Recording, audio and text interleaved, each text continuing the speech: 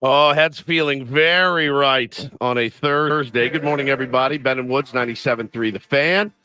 What a pleasure and honor it is to be here with you guys this morning on it's a kind of a gray, misty mountain hop kind of day outside. But I did hear a hurricane is moving through, or at some point some tropical storm will be here this weekend. I was reading about that last That'll night. That'll be fun. Tropical storm Hillary. Okay. Coming up off the central coast of Mexico. Okay. Is expected to become a hurricane later today. Beautiful. Once it hits, I think it's like 75 miles per hour makes it a hurricane. And then 110 miles an hour or something is a major hurricane. And it could impact the West Coast here in a couple of days. 75 miles an hour is Rich Hill. And the 110 miles an hour is Aroldis Chapman. So we'll call this little hurricane. This will be the Hurricane Rich Hill. I'm impressed Hurricane Dick Mountain. Hurricane Dick Mountain. You could be a 10 News meteorologist. No doubt, man. With that sort of analysis over there, Paulie. That's very good. You can learn when you read. Just Google. Just read it word for word like you do, Paulie. Yes. I didn't even look at the computer for that. I just remembered word for word. Paulie Reindl is our executive producer, also our resident smartass, to be sure. Ben Higgins, your friendly neighborhood sports anchor. Also, what is the human equivalent of Viagra? What's the anti-Viagra? Anti. Yes. What would you take if you wanted it to go down? Just like a cold glass of ice water. There it is. No. The man, the fireman, as he will, if you get excited, will come in on his Twitter and blast you to cool you Which off. is funny because I'm also the person who, when you're down, yes, will try to lift you up and keep you encouraged. That's exactly right. It's tough to get a read on you. I am what is that? The what keeps you level? I'm the lithium is it lithium? Just keep you from getting too high or too low. Like the Lexapro, keep the you lithium. Balanced That's out. right. Yeah. Yep. I like to remain measured in all cases. Yeah, well, let's talk about some timing later on the program. It's a reference to Ben's tweet last night that it didn't make me mad. It made me sad. Ben made me very sad after I was in a very, very good mood for a moment. Sorry you know which which teat. I know what you're talking about. You know which teat I'm talking about, yes? I don't want... I just know I can feel what's going to happen with everybody. You're going to get excited again. And you're going to wonder, well, what happened when the Padres don't immediately get back, to a one game behind the teams they're chasing? Well, I think it's not. I mean, it's going to take more than just a couple of wins to get back into this thing. I think our audience understands the basic tenets of arithmetic. Simple, very easy to understand math. No, it's not that. I think people. I mean, when you think, hey, we just gained 2 games in 2 days. No, we won 2 games in 2 days. And they gained 2 games. They were 6.5 out. Now they're 4.5 out. They'll think, okay, they win 2 more. They'll be 2.5 out. No, they won't. They'll be 4.5 out if they win 2 more games. It doesn't keep working like that every single day. And you have to keep your expectations managed. That's what I'm doing. I'm managing expectations to prevent everyone from getting overly disappointed. Paulie. That's what he is. That's what he is. It's just managing expectations. I'm just tired of everybody getting so disappointed every single week with the team. But everyone was so excited last night, and then you came into Twitter and you're like, I'm just preempting the upcoming disappointment. All right, check this out. I'm just getting you kind of greased for the disappointment that's coming. Don't grease me. It's like I walk into the studio and I'm like, you guys, I just won the Mega Millions. Here's Ben. You still have to pay taxes on that, right? And I'm like, yes, I know. I'm going to stroke like 50% of this in taxes, but please don't rain on my parade. You're a power down, but a parade rainer. It was no kidding. Orsillo was like, "Hey, let's see you, San Diego stand as one, strike 3," and Ben's like, actually, we were only going to pick up. And I'm like, come on, please, let us have that moment. In my defense, if I had tweeted, hey, Padres just gained a game, they're 4.5 out, It's great. I would have been hammered by everyone going, they're not coming back. Don't get us excited. Wait until they're 500 to talk about how close they are in the wild card race. You can't win on social media. You cannot win. Ben, I just got a new job. Insurance doesn't kick in for 90 days, right? Yeah, I did. You're not eligible for a raise till after a year, and even at then, it's only 2%. Yeah, I'm aware. Reset your vacation calendar. There's definitely drawbacks. Your vacation doesn't carry over, right? There was a bit we did. Obviously, Debbie Downer is one of the best bits of all time on SNL. Yes. That's one that gets me, and it got everyone in the cast. No one could keep a straight face when she would do, who is it? Rachel Dratch would do Debbie Downer, and no one could keep a straight face. But we used to do a bit on our old show called Captain Buzzkill, and Captain Buzzkill would call in and be like, this station used to be about the music, right? And we would be like, oh, so sorry, Captain Buzzkill, just trying to make people laugh. Laughing's very overrated. You understand that, right? That was my beloved last night. But see, if they lose 5 in a row, I will also tell you it's not as bad as it looks. There's a silver lining in your cloud. It's so stupid. It's so good, dude. Megan says Ben is smart about this. Yeah, he is. He absolutely is smart about it. He is. That is our Ben. Ben is the measured one. He's conditioned. He knows. Yes. But man, I'm talking 35 seconds after that game ended, Ben was like just blowing holes in everybody. Everyone's like, "Oh no!" Well, so it was a fun game. We enjoyed it, and probably the best moment of the entire season. Is there no question about it? The night before Grand Slam was great. Was phenomenal. And then last night supplanted it as the best. Last night was the best game of the year by far. The Odor home run in Washington was really cool. They had the walk-off like in the 6th game of the season against the Diamondbacks. But in terms of pure one moment of excitement, I don't think it's that close. I think it was last night's game, which is pretty cool because we have not seen anything like that from this team. Or really even from Fernando Tatis Jr. since he's come back. He's still been him, but what spectacular thing is he going to do every day? What way is he going to amaze us today with a Matrix-like slide into a base or, tagging up on a pop-up that goes, 10 feet into the outfield? Yeah. We haven't seen a lot of that this season, No. really not much of it. And that was the Tatis that everyone remembered coming up before his injury and before his missed season. Yeah, no question. And boy, I think even Sweens in the post game mentioned to him, "Hey man, when you smile, this whole place fills up and lights up. So keep doing that." And Fernando's like, "I will." And he looked like he regressed in a positive way, positive regression. Does that make sense? He was back to progression. No, not progression. No. Positive regression. He regressed in a positive way. Regression typically sounds bad, right?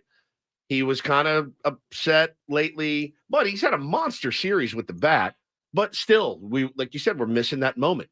After that moment happened, it was like the light bulb went on, and he's like, "Oh yeah, I'm one of the most exciting baseball players in the world." And I had seemingly forgotten that for a moment, and I just proved it, and everybody now knows it again. It was like a relief. Literally, his face looked like a relief. I tweeted a picture of him in the dugout. The biggest billion-dollar smile you have ever seen. So, I guess you could call it progress, but it felt like the old smiley Tatis. I got a text yesterday right after that moment. Not to name drop, but Adam Jones was watching in no Spain. Big deal. And former Orioles player, but San Diego Padres longtime fan, and he said right after the steal of home, he said, "That's the effing spark we needed." I hope so. That buddy. exact play, that exact moment. I hope so, man. I really do. And we've got a tier 1 in the house this morning. Our buddy Dominic Silva he's from here, lives in Baltimore, and was in town. You got to be at the game last night, Dominic. say hello. Paulie, hook him up with the right mic. Is that it? You're going to talk right into it. Okay. Yeah, there we go. So welcome in, number one. Thank you. It's good to have you. And you were back in town. You took your pops to see the game last night. I did. It was amazing. That's so great. And he had let us know he was going to be in town. And I said, dude, come by because our out-of-town tier ones, they don't get to go to AleSmith and hang. So I said, man, come in, watch us do the show for a while, hang out as long as you want. And but it's good to have you. Appreciate it. Good to have you. And he's such a vocal and friendly dude and a huge Padres fan, too. So being there last night had to be really special. I told you on the way up, if we had lost 10-1, okay, but I was there with my pops, so it was cool. But that game was electric. It was electric. And when Tatis stole that base, I thought the place was going to fall down. And your dad was looking away. He looked away. His dad was looking away. You know what? I mean, the cameras barely caught it live on television. It was such a surprise, catch everyone off guard moment. But yeah, you could be talking to someone next to you, like, you know, are they ever going to throw this pitch to Soto? What's going on here? And all of a sudden, Tatis is crossing home plate. The hair on my arm stood up. My heart started to race. I forgot how much I love this team, this game. That was a baseball game last night. They played an absolutely fantastic game. It was everything that this fan base needed. It was everything that those players needed. Nothing I want more. And I know this isn't very foreplayish today. I'm sorry, but we're excited. Well, a couple of us are.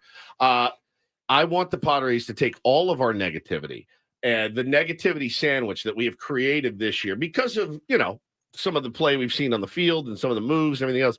Take it, put it in a sandwich, jam it down our throats, stand on top of it and kick it down into our guts. That nothing would make me happier than to say, I was wrong. The culture's great. Bob Melvin is perfect. AJ Preller did a hell of a job. Like, you can still do that, right? I want it. That's what I want more than anything, is for this team to finally wake up. We saw it all last night. We saw exactly what they're capable of doing, and it was spectacular. The catch Cronenworth made, one of the best I've ever seen at first base. Just incredible. Full extension. The irony, and he was extended. The irony, though, is no one called for that. It wasn't like Bob Melvin gave the steal home sign from the dugout, you know, to try to spark something. But the fact that all has to come from the players. The fact that it started with a single, he didn't hit a triple, and then just, you know, was paying attention. Like, he was on first base, and in the blink of an eye, if you went to the bathroom or something and came right back, you would have missed it. Yeah, I mean, seventh or eighth hit of the series or something. We also have talked a lot about how unlucky the Padres have been. Well, that was a moment they got lucky. He got picked off. Yeah, and had the pitcher not thrown that ball away, there's a really good chance he's out, and there's no moment whatsoever. So in baseball, you have to get lucky every once in a while to make good things happen. And then you take advantage of those good things and take advantage of the good fortune when it presents itself. And this season just felt like there hasn't been those moments that have even presented themselves to the Padres to take advantage of it. There was one last night. They did it, and it turned into the most electric moment at Petco Park of the year. And one of the things I had missed the most about this season, it was the lack of tweets from Jesse Agler that just has two words in it. And he does it all the time. Or he used to do it all the time. This kid. And when I as soon as he stole home, these guys, this kid, and I went, man, I have missed this kid tweets tremendously. Don Orsillo with the Hall of Famer. Last night on that steal from him. We'll play you all of that today. We got a great show. We got Eno Sarris coming up at 8:35. We got our beloved Annie Heilbrunn. It has been far too long since everybody has heard from Annie, so we'll talk to her at 9:35. Still covering the team, by the way. Oh, yeah. She's doing great features with players in the Union Tribune, even though we're not seeing her on TV lately. She is doing a great job, and it'll be great to catch up with her this morning at 9:35. You got it, buddy. And all of the other regular hijinks, thank you guys for being here. We really appreciate it. And let's get after it today. Paul's very Thursday. excited about our Throwback Thursday coming up a little bit later as well. So when I say a Mount Rushmore moment in this show's history. Agreed. All right, it's all coming up. It should be a good one. Stay tuned. Daily Ditty coming up next, and then we are off and running. Get our Padres wrap-up and more right ahead of us on San Diego's #1 sports station. Let's check traffic with Kelly on 97.3 The Fan.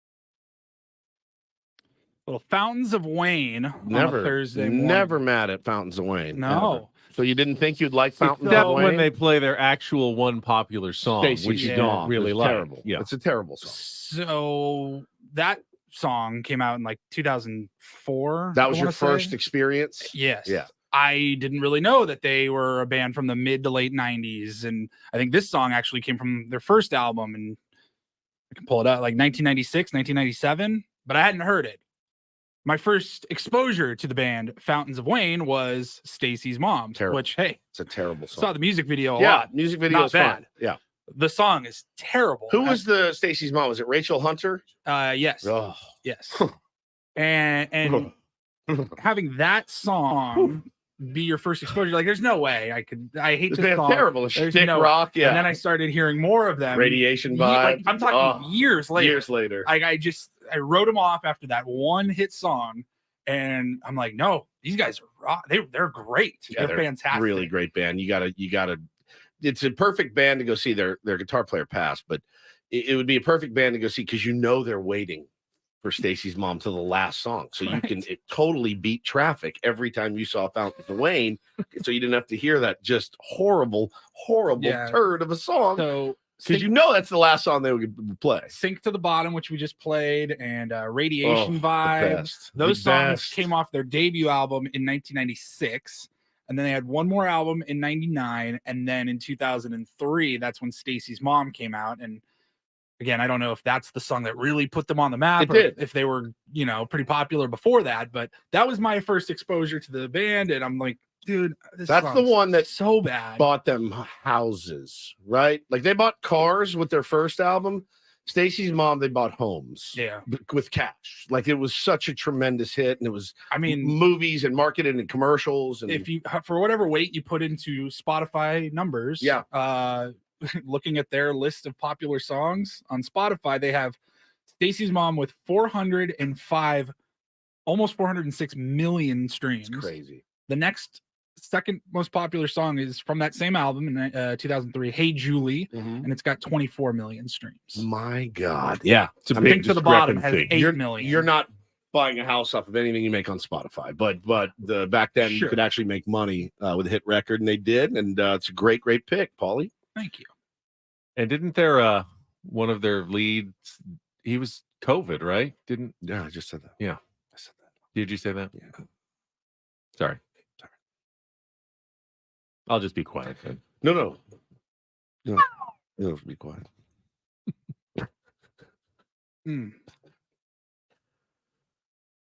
Here, COVID's going around again. I did as well, yeah. A lot of people getting COVID. I don't even know, like, am I supposed to get another vaccine I have or no not? idea. I mean, I was always up on whatever the latest one is. I haven't heard about any new ones. So I guess we'll just cross our fingers and hopefully be okay.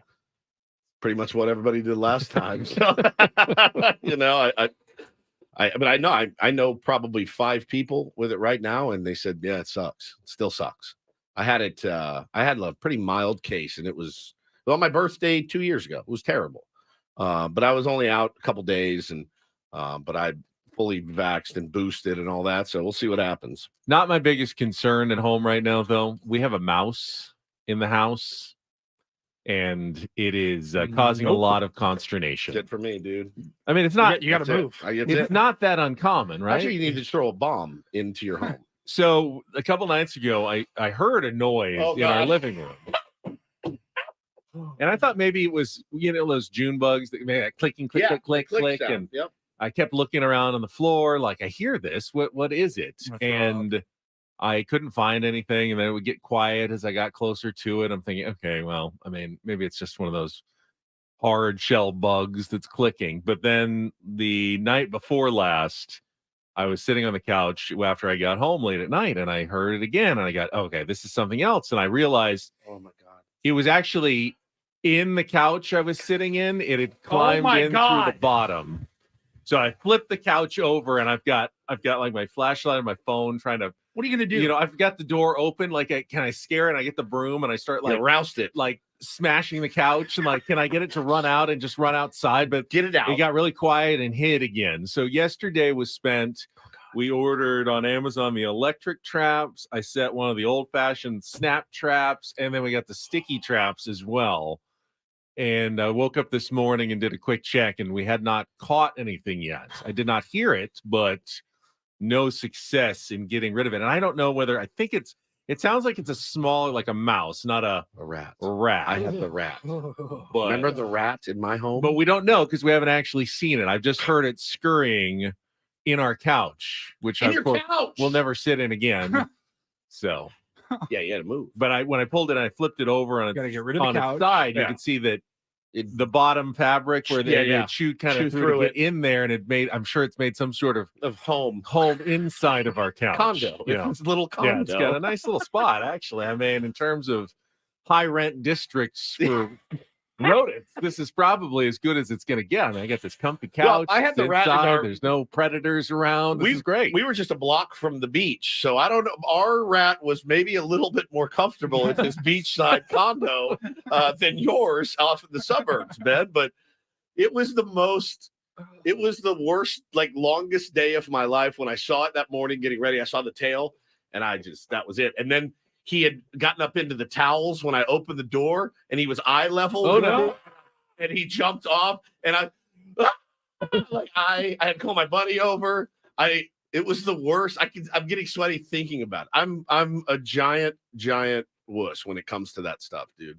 Rodents, sorry. I'm not a big fan of rodents. Call me whatever names you'd like to. I will wear that happily. When I was in But college, because you think, Paulie, sorry, when you think, all right, he's down here. I'm just gonna go to bed.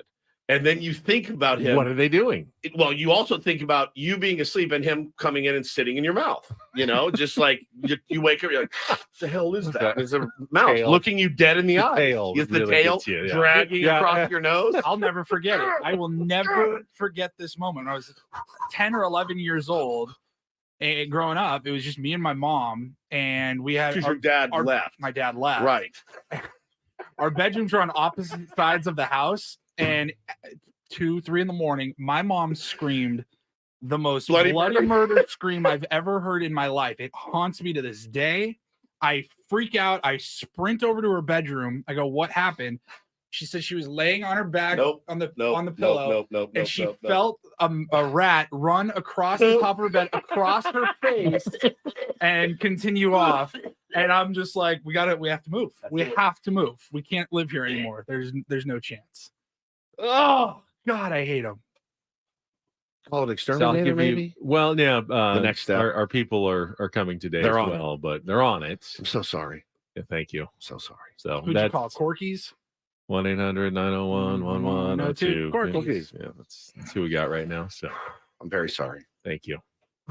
Maybe when I get home, we'll have good news, which is sad that it's a death that we're looking for, really. And a sweet little mouse. They're very Yeah. cute in cartoons. Yeah, And I love those little absolutely. stuffed mouse. Oh, it's I adorable. mean, I'm Walter, such a wimp. the- I've set the traps before, and like I even can't. the snap traps. I'm like, well, then what do I got to do? Yeah, then you have to. Then I you got have this to like do it. half mangled rat. Yeah. Ugh. Great stories of mouses when you grow up as a child. Oh, yeah. Friendly little mice. Ratatouille. Yeah. Brilliant cartoon. Mickey Mouse, as both of my kids still call him. Mouse. Mickey Mouse. I hope they never change. I think it's the funniest thing. Dad, Mickey Mouse. Yep, that is. So Ben now has a mouse in In his the house. home. Oh my God, I'm Have so a mouse sorry. in the house. I'm so sorry. I'm Thank so you. sorry. I would offer to help, but I'm Yeah. not going to. So I I'm just wish you sorry. good luck. Yeah, I've been thinking about that a lot this morning. That's why you maybe were a little distracted. I was. The I Fountains of really Wayne was talk. thinking about the mouse while you were talking about Fountains of Wayne. All right, we got our Padres wrap-up coming up next. If you haven't heard Jesse's call, Don's call was great if you're watching on TV, but you need to hear Jesse's call of Fernando Tatis Jr. stealing home. That'll be part of our wrap-up next with Ben and Woods on San Diego's #1 sports station, 97.3 The Fan.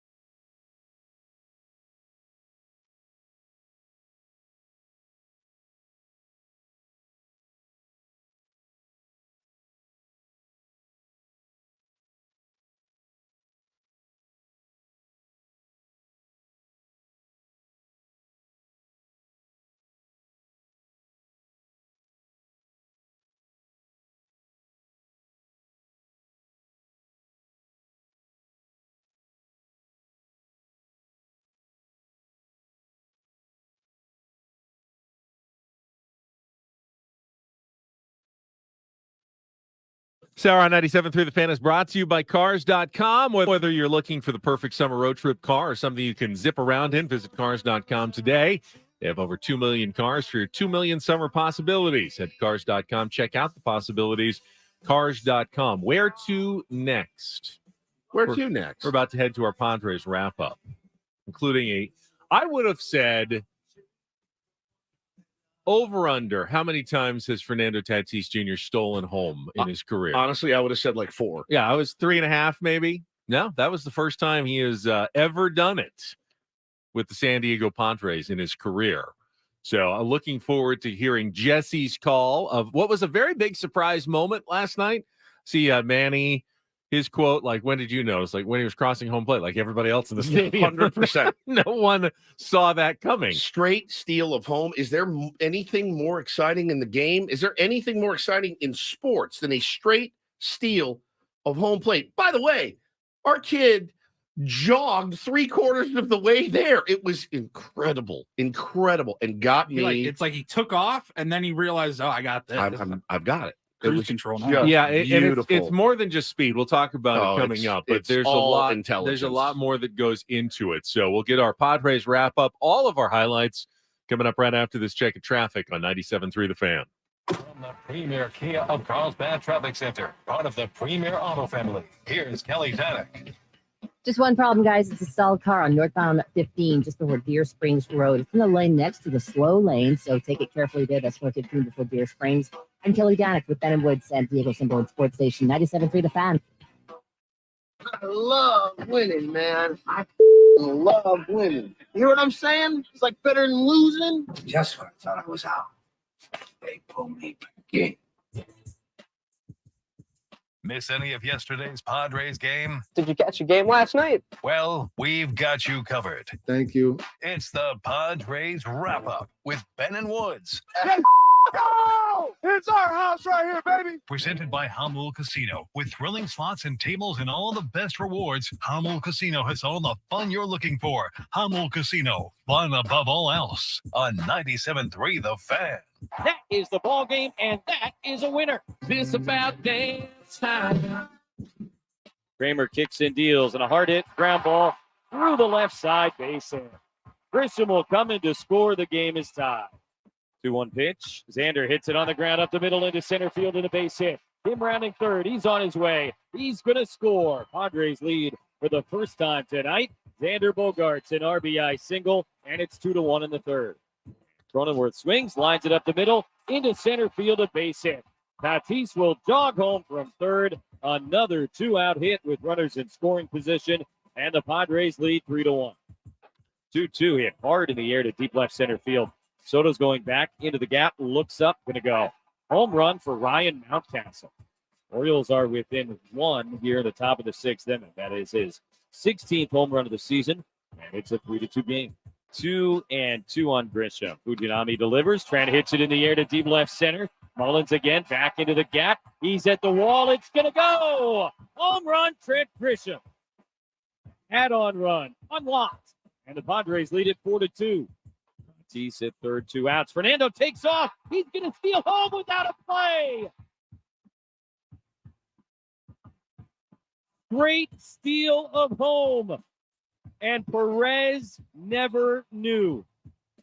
2-2 lined and caught by Cronenworth, diving at first base. Gotta hang a star for Jake. Holding the runner at first, diving away from the line, and Cronenworth with a brilliant defensive play for out number 2. Nader trying to finish this thing off. The 1-2 pitch, swung on and missed, strike 3.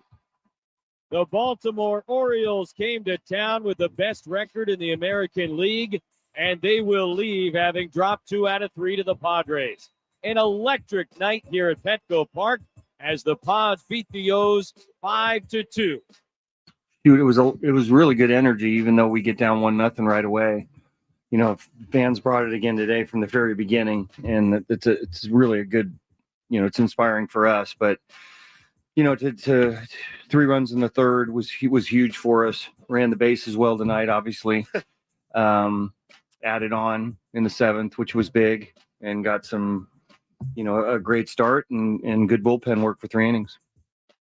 Just how he drew it up, man. Yeah, I mean, that's and- exactly how you draw it up. You know, as you listen to those highlights, it'll be remembered as the game in which Fernando Tatis stole home. But there was so much more to last night's game as well. You had clutch hitting in the third inning rally, a couple of 2-out knocks, one by Xander Bogaerts. Something just haven't seen enough of this season is coming through in a rally like that. You had great defense. We heard Cronenworth hang a star play, which was amazing. But Trent Grisham made a terrific catch. And you had Blake Snell doing Blake Snell things, 6 innings, 2 runs. I mean, not as dominant as he's been, not as many strikeouts. But remember, they're facing a deep lineup on the team that has the best record in the American League. And can flat mash, man. Yeah, you hold them to 2 runs in 6 innings. Really You're good. more than doing your job as a starting pitcher. And then you had bullpen pitch 3 shutout innings with a narrow lead, not a 7-run lead. You were always within that 3-run save situation margin, and you got Josh Hader coming in, like you said yesterday. Can we just see a game where Josh Hader comes in with 2 or 3 run lead and closes it out and wins it? And that's what we saw last night. And apparently, based on everything that's out there, I mean, that's the instance in which he wants to work for now.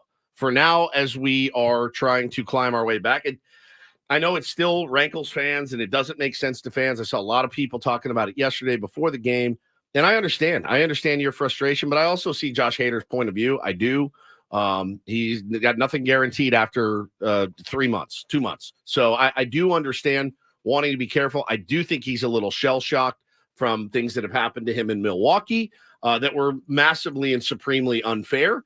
And I don't want to paint him as some, diva, but he's comfortable in the spot that he's comfortable in. I can't change it. Bob Melvin can't change it, but he has said, honestly, and he said it last year, we get to where we need to go, then let's ramp it up a little bit. You know who else was also just a 3-out 9th inning closer with almost no exceptions whatsoever, and when they tried to use him in any other situation, he really was pretty mediocre. Trevor Hoffman, a Hall of Famer, was just a guy who came in. He had a very regimented routine that started in like the 3rd inning when he warmed up, loosened up, massage, hot shower. Sounds amazing. 6th inning, start stretching out.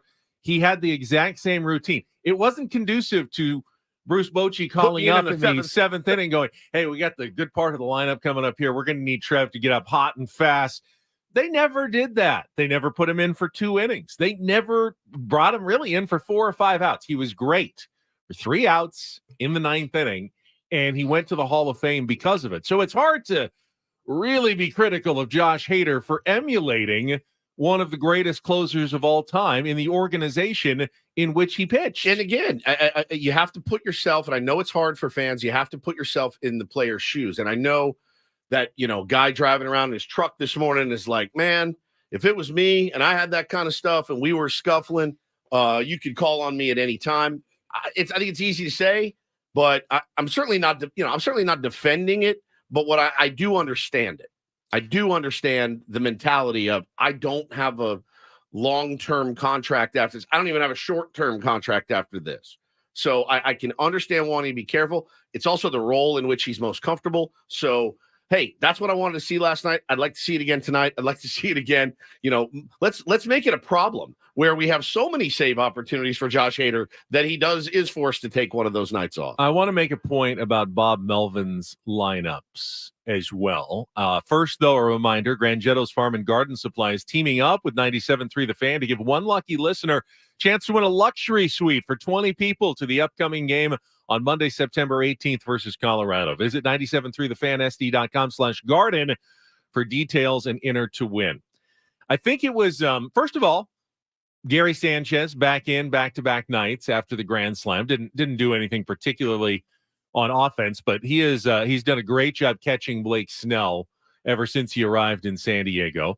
Had Ben Gamel back, give the lefty another chance. Again, wasn't instrumental in the outcome of the game last night, but we did see a couple of things from Bob Melvin that we had talked about in the show yesterday. But what I wanted to really point out was Bob Melvin gave Trent Grisham the day off on Tuesday, finally. And he had been slumping, and just the average had started plummeting again, a lot of strikeouts, gets a day off. comes back and hits a really big home run. I mean, one of his better swings of the season, an opposite field, Tough pitcher. critical insurance run that the Padres had. Maybe that insurance run allowing Fernando Tatis Jr. to do what he did. You know, I think Bob and Tony talked about it on, or Don and Tony talked about it on TV. You don't know that Fernando Tatis Jr. takes that chance in a one-run game, but with that extra cushion, gave him the freedom to be a little more Tatis out there. We hear a lot of fans going, why does Bob take out guys, you know, superstars? You've got to win every game. In order to maximize the production of a baseball player over a 162-game season, it is absolutely imperative that they all get some rest every once in a while. No doubt. And I know I see fans, oh, what are they doing? It's a baseball. It's not football. They're batting 4 times. They're standing out in the field most of the time. I promise you, this is not new science. Managers, even the old school managers, used to give guys off Sundays all the time, go with their B lineups. It was always important to give guys a day off, and looked like it paid off for Trent Grisham just to get one game off, because he's gotten the fewest lately with no one really to back up in the outfield or center field. He's been out there almost every single day for a couple of months, and it was good to see him get a day off and then respond to that day off yesterday with some great defense and a huge home run. Yeah, no question. I mean, and again, like I said, off a really, really good, effective reliever for the Baltimore Orioles, guy that has been pretty lights out for them. So it was really it had it all. I mean, it had brilliant base running by Fernando Tatis. It had the clutch hitting. It had great pitching. It had great bullpen. And again, yeah, the bullpen, Robert Suarez still looks a little bit dicey. Not a lot of swing and miss that we're kind of used to from him. And you know, I'm trying to be patient and understanding with that, knowing that he was out most of the year and hopefully can find his groove. But man, if it sets up like that, you know, if it sets up like that every game, starter gives you 6 and you go to those guys out of the pen. That's what we've all been waiting for. That's exactly what we've been waiting for. It wasn't a 1-run win. It wasn't a 4th win in a row. It wasn't an extra inning win. There's still a lot of things. We still have a lot of benchmarks needs to get past this season. I'm assuming, though, you saw Dennis Lynn's piece in The Athletic yesterday about Bob Melvin and the close games. I know a lot of fans, and rightfully so, because I've been one of those in the past. When you look at a team's record in 1-run games and extra inning games, those are generally the ones that the manager can influence the most. And Dennis's piece was interesting because for everyone who is screaming, they need to go out and get a new manager. Bob Melvin doesn't know what he's doing. Dennis pointed out that until this year, if you wanted to find the manager who's done the best in those close games, who has consistently given his team an advantage in 1-run games, including last year when the Padres were the best in baseball, it is Bob Melvin. If another team was going to look for a manager who was great in those close games and close situations, they'd hire Bob Melvin. So this season has been such an anomaly when it has come to why are the Padres struggling in extra innings? Why are they struggling to win 1-run games? It's very hard for me to just put the blame right on the shoulders of someone who has a incredibly, and even more so than I had known, track record of wins in those close games and giving his team an advantage. So it's just food for thought as we get nearer the end of the season. And if the Padres don't end up making the playoffs, you know, people wondering what kind of changes will be coming and will there be a new manager out there? You know, I still am firm in the belief that the Padres will be best served going forward by keeping Bob Melvin as their manager in 2024. Yeah, and I like this quote in that article. He says, I always go home saying, all right, that didn't work out, but would I do anything different? Now, when you have hindsight, you always do something different. But based on what we had and who was available, I felt like it was the right thing to do. But I also take responsibility for it not working. That's the accountability of hey, man, at the end of the day, it does fall on me. 0-10 in extra innings is unacceptable, but it's probably most unacceptable to Bob Melvin, who has been really good at this in his entire career. I mean, last year, like you said, 706 winning percentage, Ben, in his career, 548 winning percentage in games like that. So, I mean, like you're 12-7 in walk-offs this year. They're 1-10 in walk-offs. I think something like that. It's been pretty out of the ordinary what's happened to the San Diego Padres this season. And while yesterday wasn't quite that, it's definitely a step in the right direction and something positive that the team can hopefully build off of here over this last 41 game stretch. Well, and that's what I want to talk about next, Ben, if we can. How do you build on it, right? And is the personnel that's in the game today the best route for the San Diego Padres to take? I know there's a lot of fans already kind of sick to their stomachs about tonight based on who the starting pitcher is and based on who the opponent is and based on who their starting pitcher is. And I think that's a very valid concern. Let's talk about it a little bit. Ben said yesterday, you got to win the series. You got to sneak 3 one. out of 4. You got to sneak one out. And nothing changed after winning 2 in a row. You still have to win 3 out of 4. Correct. Or maybe we're all just fools believing that the Padres can still turn it around. That's a little. I see what you did there. That's a little tease for our Throwback Thursday segment coming up next. Stick around. More Ben and Woods. Also some real or fake. Chance to win a trip to Vegas. Next on 97.3 The Fan.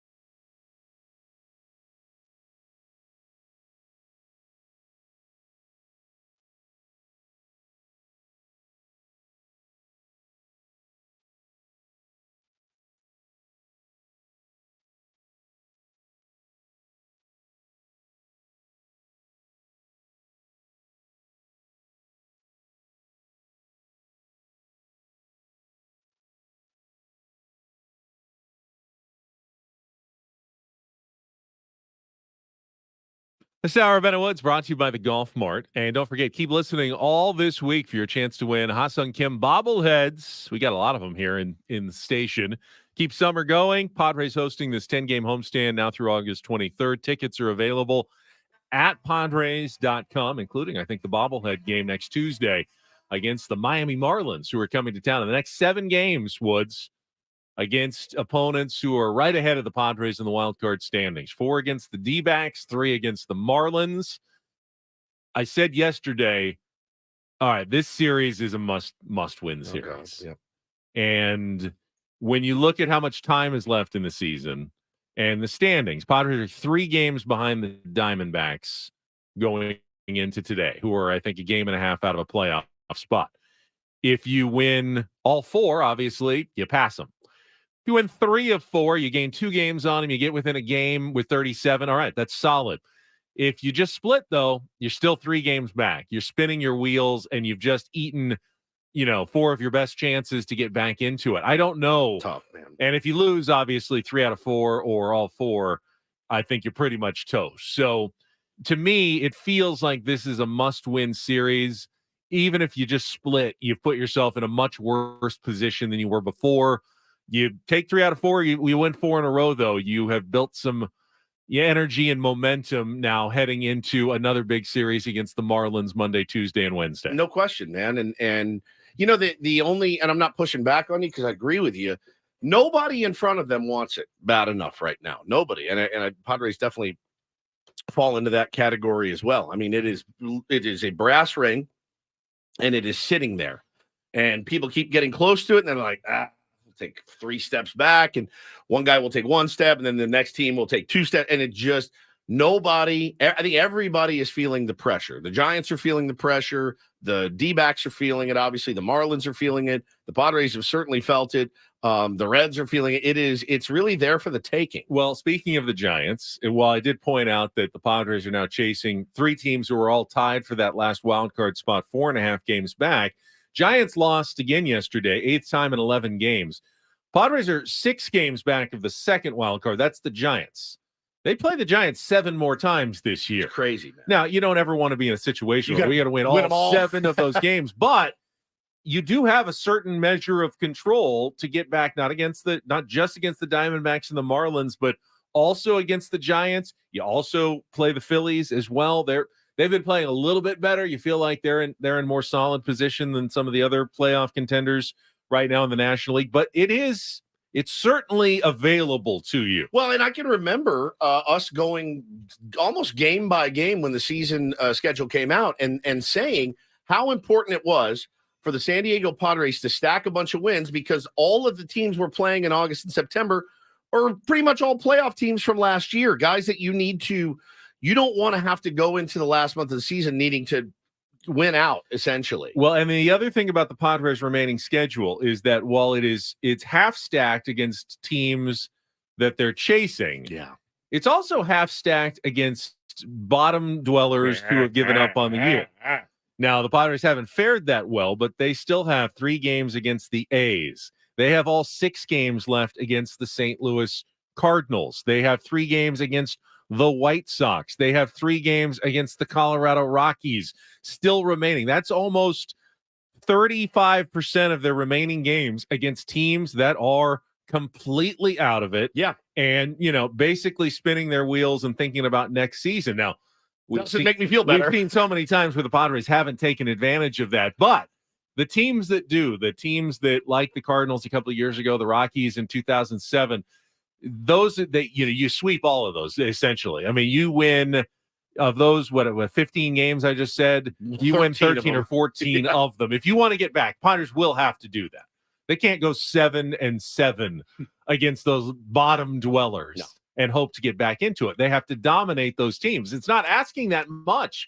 I mean, the toughest left, they've got Dodgers, Astros, and Phillies are probably their 3 toughest remaining opponents of the season, but the rest are either teams right in front of you or teams way behind you still in the standings. And I know that you agree with this. They're all tough right now, and especially with the way that the Padres they're all played. pressure packed when you put yourself in the position the Padres are in. Every single one of them. I mean, those games against the A's, I might be more nervous those games against the A's than I am against the front Dodgers. of 1,872 people up at the Oakland Alameda Coliseum in mid-September. I mean, you think there's going to be anyone at those games? Nerve-wracking. No one. It'll be all Padres fans. All right, it's a Throwback Thursday. If you can't, bring it to yourself to challenge Woods and take on Woods, we give you this chance on Thursday to play real or fake and qualify for our Vegas vacation. We need a contestant coming up here in about 3 minutes to play some real or fake. If you want to get into the queue, 833-288-0973. Call now, 833-288-0973. While you call in, though, we always like to dial it back on a Throwback Thursday. Paulie looks through the archives and finds this moment in Ben and Woods show history. And I believe we are dialing it back 4 years this week, Paulie. 4 years on Saturday. So it was August 19th, 2019. We had just been on the air here at 97.3 The Fan for 2 months. And, things, we brought some bits over with us. And that first week we had Ice Cube on. That was a pretty monumental moment. Ben rapping the first Ice week. Cube. That was like the first Friday. Wow. We started on a Monday. That Friday we had him on. I remember that. So a couple months in, Ben succumbed to the pressure from being Woods again. And you admitted that you had always wanted to be able to hit the high notes, sing falsetto, but you were never able to. Yeah, I can do the bass, like Blue Moon, but I can't do never been able to do the high notes like I've wanted to. Well, Woodsy pressured you into giving it a shot. We queued up some Michael McDonald for you. And this was by far, to this day, one of my favorite moments in show history. Ben sings falsetto. Cringe. Okay. Just kind of feel it in your nose. This is terrifying. This is actually terrifying. It's terrifying to sing on the radio. But I will do my best. All right, here we go. Bring it up for me, Paul. She had a place in his life. Can't do it yet. He never made her think twice. All right. As he rises to her apology, anybody else would surely know. Still waiting on the falsetto. Yeah. He's watching her go. Here we go. But what a fool believes.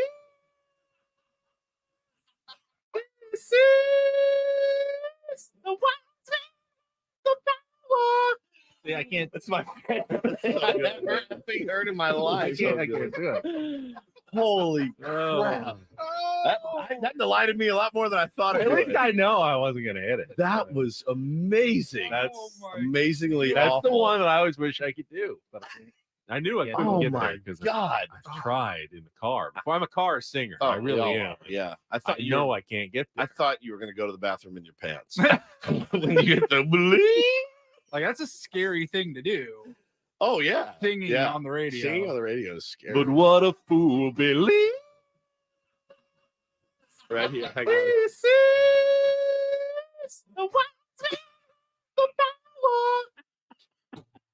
I really did. Thought he was going to go to the bathroom in his pants. Am I crazy to say it's not quite as bad as I remembered? Yeah, I think you are crazy to say that. It's not good, but you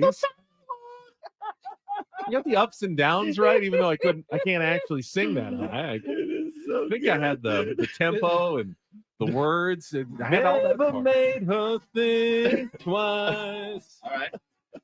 As he rises You're to okay. He's her so smarmy when he apology, sings this part. Anybody else would surely know. Still waiting on the falsetto. He's watching her go. Uh-oh, here we go. But what a fool believes. I don't have the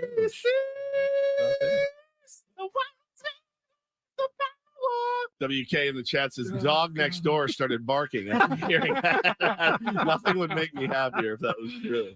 Oh, 4 years, huh? God. 4 years. Man, that's funny. Man. And That now was we've good got stuff. at least 3.5 more years altogether to build more wonderful memories like that Holy crap. for Throwback That Thursdays. is so good. All right, I see some people calling in. It is time to play our game, a little real or fake. Some are here for the compelling sports talk with Ben and Woods. You can go plow through another donut. It's time for Real or Fake on 97.3 The Fan. Tell the people what they'll win today. The people In this case, Jason can win a trip for two to Las Vegas, the Westgate Las Vegas Resort and Casino, and 2 tickets to Kool and the Gang. Multiple sold-out shows. They are back. Legendary funk group with a residency through 2024. Get your tickets now at Ticketmaster.com. Westgate Las Vegas Resort and Casino features newly designed premier rooms, part of their $70 million room renovations. Good morning, Jason. How are you? Good morning. I'm doing fine. All right, man. You got a good chance. I would say like 75% of contestants on Real or Fake come through. You only need to get 4 out of 7, and you don't have to beat Woods. You can actually enlist Woods to help you out in today's category. How's that sound for you, Jason? That sounds great. All right, here's what we got for you today. It's fantasy football season. Today on Real or Fake, we're going to help everybody with a real list of 2023 fantasy football late round sleeper picks. Or are they? I'll give you a name. You tell me if they are a real, under-the-radar fantasy football draft selection for this year's season, or a fake, in this case, a fictional or fantasy football player who was a character in a movie. Oh, this is so genius. Real NFL player who you might draft in the fantasy draft, in the coming week or two, or movie character who played a football player sometime in a film. Jason, you ready to play? Let's do it. All right, let's go. Round number 1, real or fake fantasy football player, Clayton Tune. Real or fake, Jason? I'm going to say real. You're going to say real, and you are correct. Clayton Tune, young quarterback for the Arizona Cardinals, who some think could end up as their starter at some point later this season. We'll see if that's true or not, but people are saying he could be a sleeper pick. So that's 1. You need 3 more, and you will win here today. Let's go round number 2. Chris Rodriguez Jr., real or fake, Jason? Oh. What, you got any input on this? Or Man, I have my first draft in like 5 years coming up next Thursday. This is helpful for me. Chris Rodriguez Jr. I'm going to say that's real. He's going to say real. Jason, do you agree or disagree? You got to give me the final answer. Final answer, Chris Rodriguez Jr. Real. Real. Yep. Yeah. Running back for the Washington Commanders. I knew that. All right, that's 2 for 2. All All right, here we go. Round number 3. You're doing well. Let's go with Vontae Mack. Real or fake? Jason. Now that sounds very real. Sounds so real. I'm going to go fake. Very good. Wow. Yes, that was the roll. character that Chadwick Boseman, the late, great Chadwick Boseman, played in the movie Draft Day, starring Kevin Costner. Damn. Okay. That's a tricky. Vontae Mack. Tricky SOB. I mean, That's there's a great Khalil movie. Mack is real in Vontae football. Davis. All right, you've got 3 for 3. I mean, this should be a Should be a no-brainer cakewalk. at this We'll point. end up at game 7. I almost. Here we go. For the win, Christian Watson. Jason, real or fake? Christian Watson. Christian Watson is real. I believe he plays for the Packers. Oh, very nice. Young wide receiver for the Green Bay Packers. Gonna maybe be catching some Hell passes yes. from Jordan Love this year. You killed it today, Clean Jason. sweep. Hang on the line. Paulie's going to get your information, put you into the drawing for our grand prize trip to Las Vegas. Wow. Let's see if we can All right, finish give me the this out, Woods. Trey McBride, real or fake? It sounds real, so I'll say fake. He is a tight end for the Arizona Cardinals. Lavander Williams, real or fake? That's fake. That is fake. He was Michael T. Williamson, Bird Williams in Wildcats, starring Goldie The Hawn. movie is amazing. And Charles Jefferson. Oh, that's fake. That's from Fast Yeah, Times. that's Forrest Whitaker Hey, played Stacey. Charles Jefferson in Fast You got any Times iced tea? at Richmond High. Very good, Really everybody. iced tea. Very good game of real or fake today. Yeah, I really likes you. You know, Mark Ratner really likes you. Do you like him? We haven't done our Damone in a long, long time. I probably will. Now the I know- lady will have the linguine with the white clam sauce And and a the Coke, Diet and a Coke. Coke with no ice. The attitude, Brad. The attitude says you don't care whether she something stays, lays, or prays. The end of the day, your toes are still tapping. The great Robert Romanus. Interviewed him one time. The greatest dude ever. Such a nice guy. He was like 50 when he played Damone, by the way. I believe it. So good. We got Don't Do This coming up next. I have I have you see these all the time, positive steroid test, but this one has a bit of a twist to it for a don't do this element. There's a Wander Franco update. Yeah, that's dicey as always. We got those all week long. All right, we'll get Don't Do This coming up your way next with Ben and Woods back after a check of traffic here on 97.3 The Fan.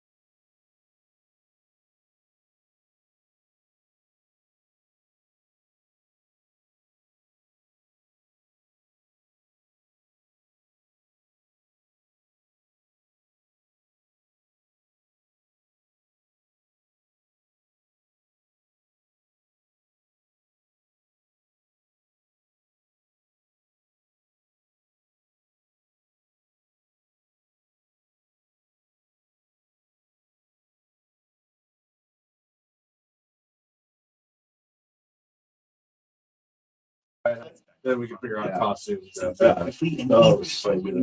That shows on the display. You have access to a committed team ready to go the extra miles for you. Call thegranger.com or just stop by. Granger for the ones. Boston Sports Radio host Fred Touche rips ESPN's Mike Greenberg. No talent threat. You're not a fan. Listen, if I'm about something bad, I mean, tell me I'm a bad boy. Just tell me.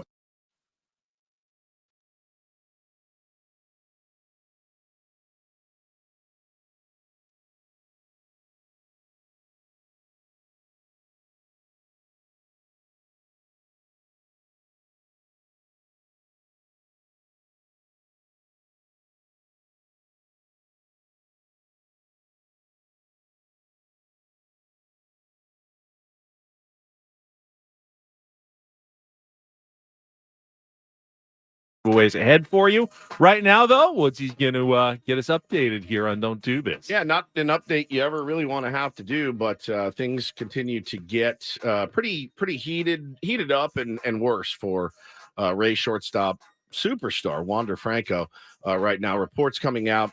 Saw the reports yesterday. He's being investigated by Dominican authorities and a division that focuses on minors and gender violence, and a judge who's a child abuse specialist. They're handling the case. It's in its early stages. Hector Gomez, who we know, we trust, I'd say. Yeah, Hector, like he's gotten a lot of things right. Yeah, I wouldn't he has. say that he's like Jeff Passan in his certainty when he tweets something. But so 14 hours ago, he said the case for Wander Franco is getting more and more complicated. According to a person close to the investigation, more evidence against Franco continues to emerge. There's more than one victim now. And then now the latest update is that it said he is unlikely to play Major League Baseball ever again. Very unlikely. Does it say ever again or just again? Ever again. Ever again? Yeah. That would be, think about what if all of a sudden, Fernando Tatis Jr. was just done and there was no more career after today. Just gone. That's really essentially what they're talking about. Wander Franco, one of the young up-and-coming stars who didn't he just sign a long-term extension as well? Yeah. Huge deal with the Rays. And there's talk that he may never play baseball again. Yeah, the quote is very unlikely that Franco will ever play in Major League Baseball again. I mean, throwing it all the way. The world at your fingertips. Crazy. Yeah, not the best update, but. All right, so this story, I think, I'll put it in Don't Do This, but it is a very interesting one. It involves a female boxer, undisputed junior lightweight champion, Alicia Baumgardner.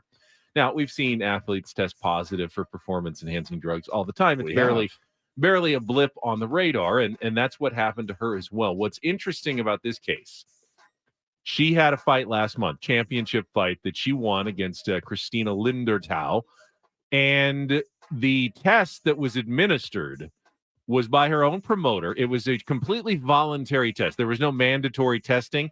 She wanted to do it to prove that, she's clean. She wanted to show everybody, hey, I'm clean. I do this. I don't do anything. And then the first test, the pre-match test, came back positive for 2 banned substances, 2 different performance-enhancing drugs. The one after, though, came back clean 4 days later. Her quote is to be abundantly clear. I know that I have never would, never will take this or any other drug. Not only would doing so be unethical, but it would also be completely contrary to how I've trained my entire career. I mean, she's been a huge proponent and advocate of clean fighting and not doing this. She seems genuinely stunned. And you just wonder, I mean, how many times, how many athletes have we talked about? We've dealt with it here with Fernando Tatis Jr. And I mean, how many times has there been? Is it a false positive? Is it something else entirely? Something else that they don't understand? How accurate are these tests? Because she didn't have to take a test at all. That's wild. I mean, she could have cheated all she wanted, and there's no mandatory test for this fight. They would have never known, but she wanted to take a voluntary test.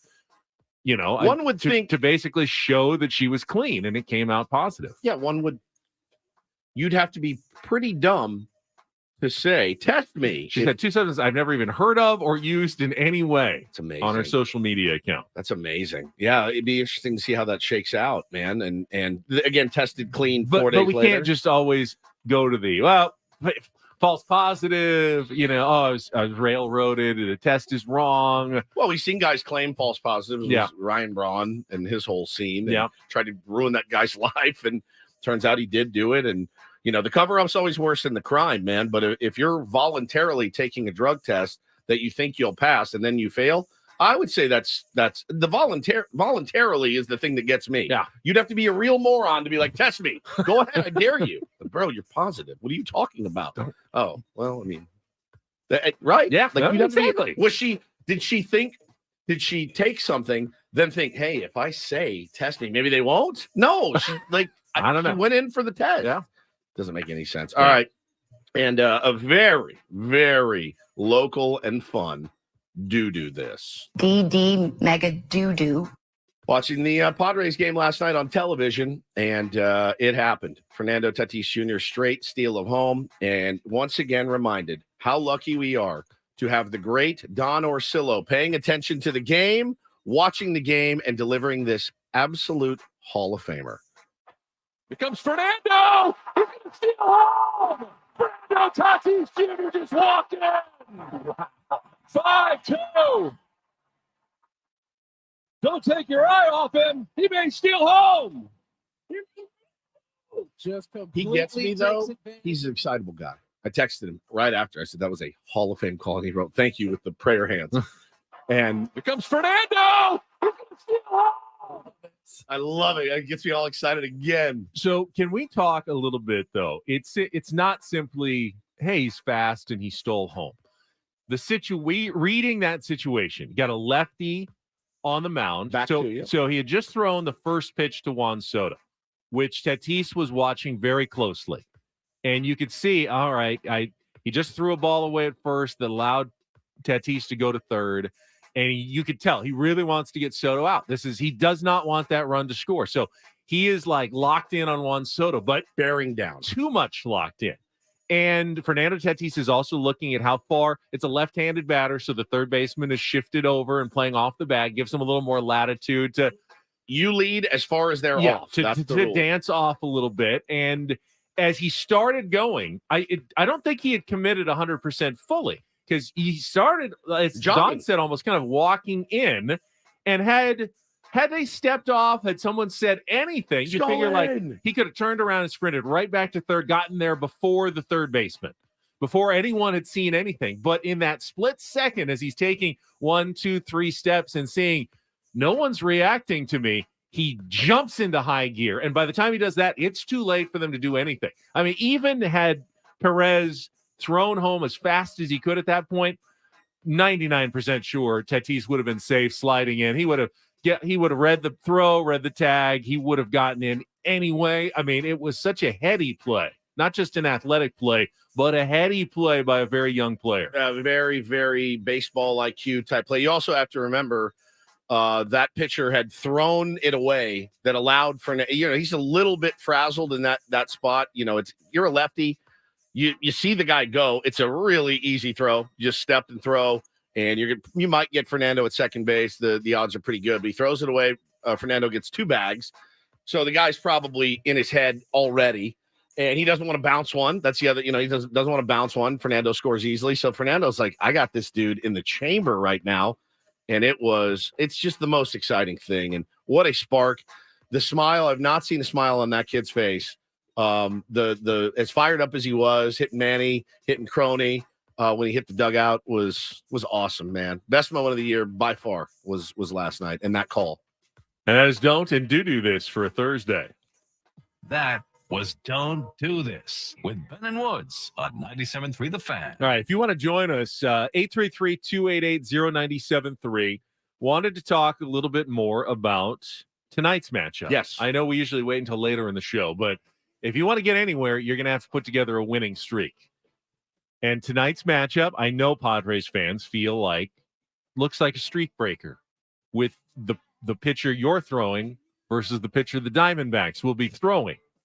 Should Bob Melvin be doing something different? Your thoughts?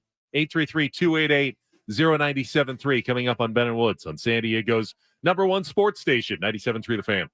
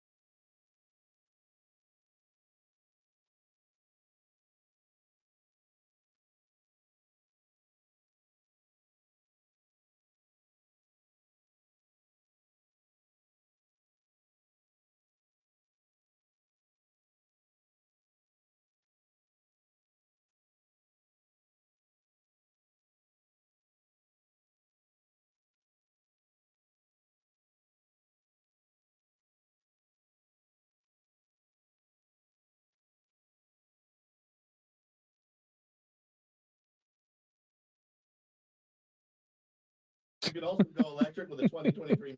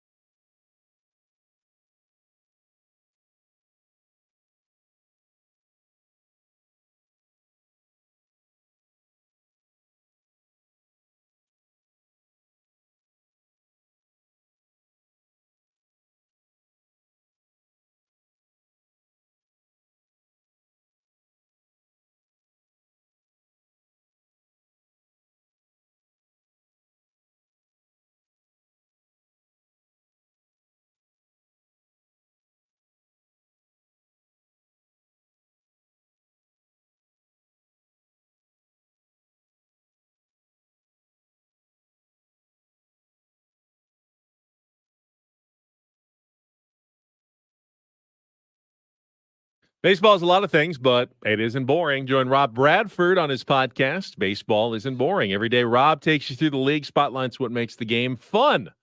That he'll be talking about a steal of home.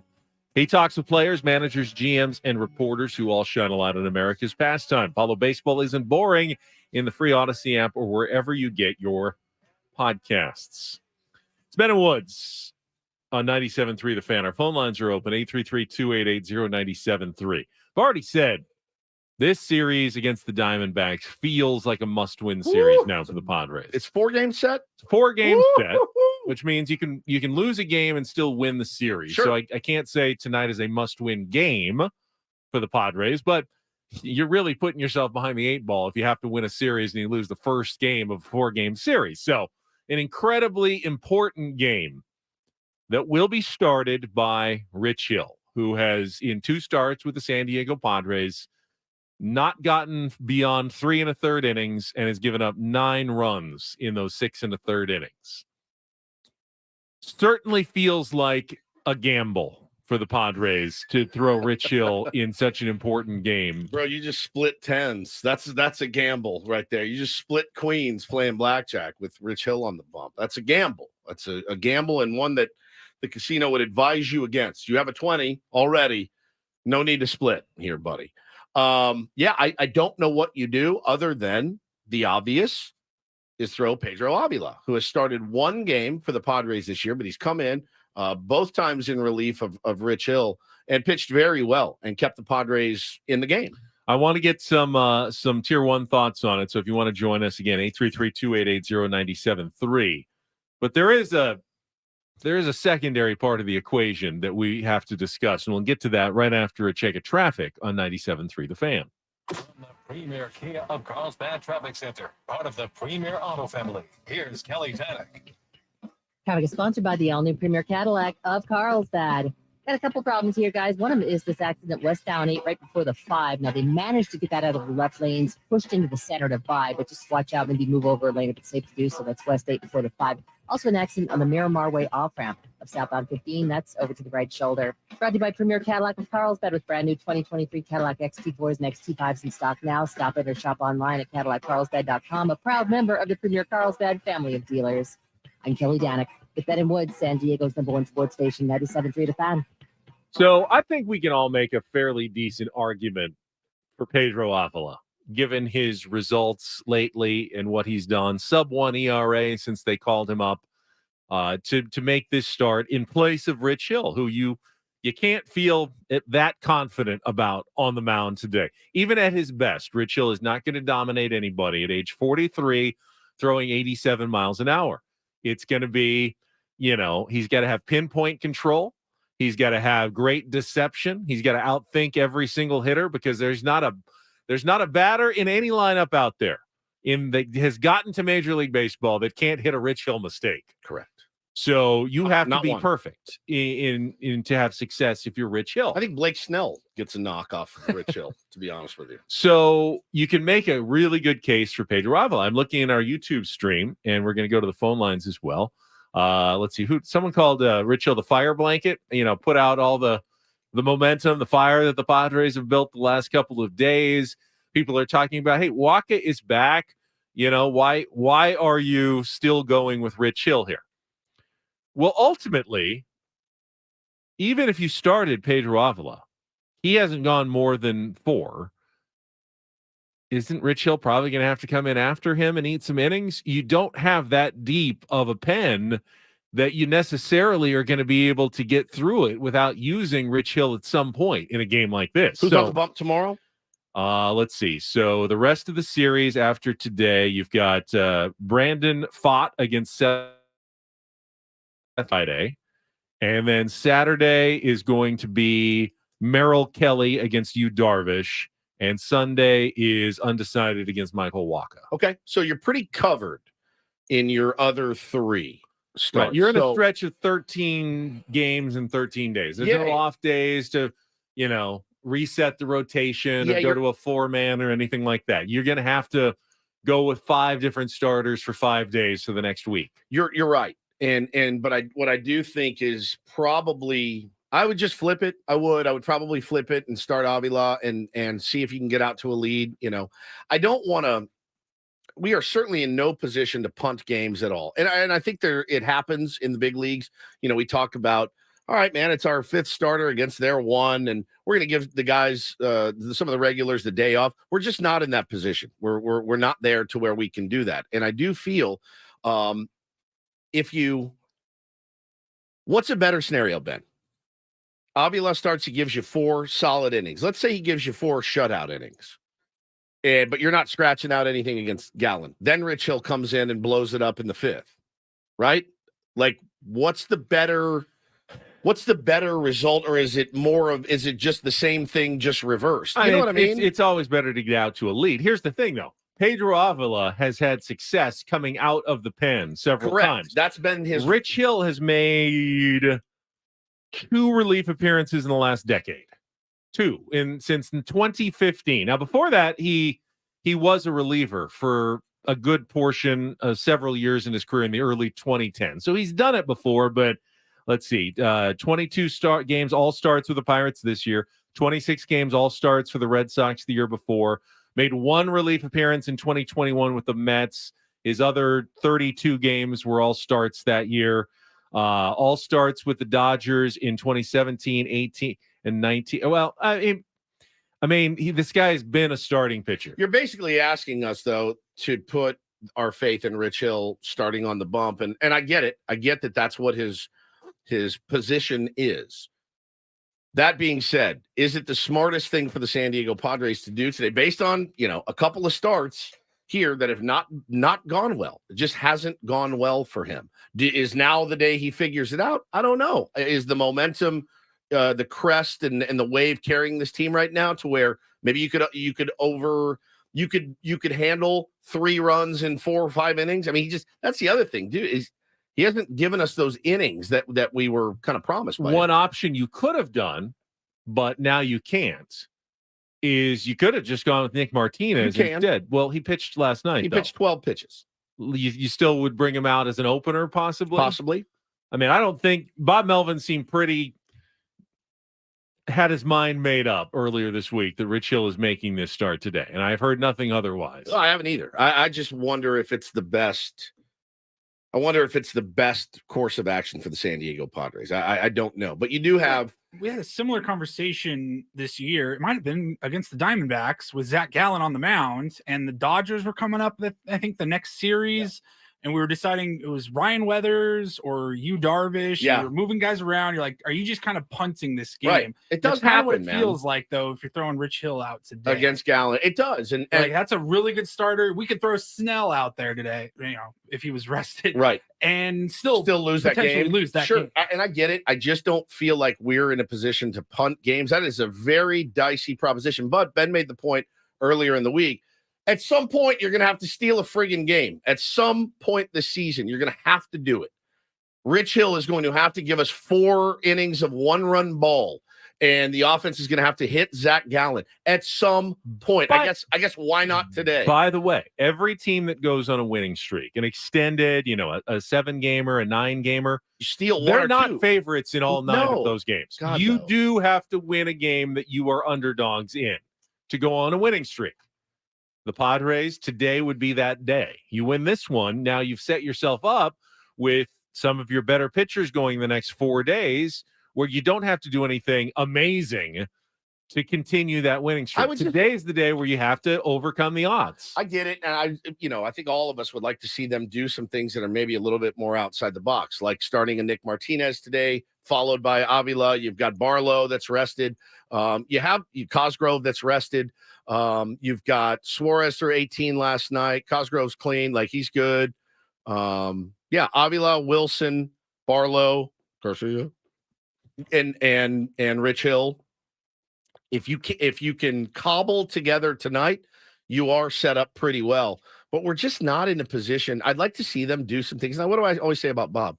I'd like to see Bob Melvin do some things that will cover his own ass and say, hey, if it doesn't work out, we thought this was the better move. I think running Rich Hill out there again, he could go out and shove tonight. In fact, I talked about it. He probably put will. Avila out there and he got torched. And he gets torched. Like, we all are agreeing. Like, that's the move we'd like I think to that's see, the right? move, right? And if he goes out because it's baseball and gets crushed for 4 runs in the first. I'd love to see a smug Bob Melvin in the post-game press conference talking about how well Rich Hill threw for 6 innings. 100%. Did a great job. I mean, I know a lot of people. This is why we brought him in. Yeah, I know a lot of people had their doubts, but this is why we brought him in. He's a veteran. He knows how to shake off bad starts and really came through for us today. I'd love to see that post-game press conference tonight. You're telling me we have to believe in Dick Mountain. That's what you're telling me. Tonight, you do. Okay. Let's go to the phones. 833-288-0973. How about Corey? You are up with Ben and Woods on 97.3 The Fan. Hello, Corey. Yes, good morning. Good morning. Morning. Awesome. I've been calling for the last few weeks and finally got on. Nice. Hey, I was at the game last night. That was a hell of a game. I'm telling you right now, that was to see Toddy still home. That was one of those things I'm going to be telling my kids about for years and years and years. But I am completely with you guys with Dick Mountain. I'm a little worried myself. Well, yeah, you have to be. I mean, just based on what he's done here, it certainly made sense at the time, and you can sell yourself on it. Oh, great, man. Innings eater, goes about 5, 6, almost every start out. Then again, not in the middle of a pennant race where he was pitching before. So we can go out and let these young kids get ABs and just go out and try to steady the ship. This is different. Padres are fighting and scratching and clawing. And, Steven Wilson's had a bit of a rough go of it as of late, giving up a lot of home runs. Ben, what if you started Steven Wilson on the bump tonight? He did that. He opened one time last year. He was fantastic. Do something that says we're going to go a little bit out of the norm and piece it together. Every other team does it. Padres are like, no, he's a starter. He has to start. Oh, no. You've requested you only pitch 1 inning. You'll only pitch 1 inning. Oh, no. You like to hit in the 2-hole. You get to hit in the 2-hole. Like, we're trying to win ball games here, I think. I think that's where I fall. Would you take 5 innings, 2 runs from Rich Hill tonight? Absolutely. 100%. Absolutely. He did that on July 30th. His last start, right? That was against the Phillies. Oh. Against us, he did 4 1/3, 2 runs in the start before that. He's had 7 starts this year where he's gone at least 6 and given up 3 or fewer, including 2 shutout, 6 or 7 inning performances this so year. You're saying trust Dick Mountain? It's not as though, well, he did it 5 years ago. Maybe he'll do it today. He's done it several times this year, but our recency bias, of course, says that he can't do it. Corey, thanks for the call. I will say this: be very careful with Christian Walker tonight. Christian Walker has 5 home runs in his past 5 games, including 1 against the Padres on Saturday and 2 yesterday against the Colorado Rockies. Now, those were at Coors Field.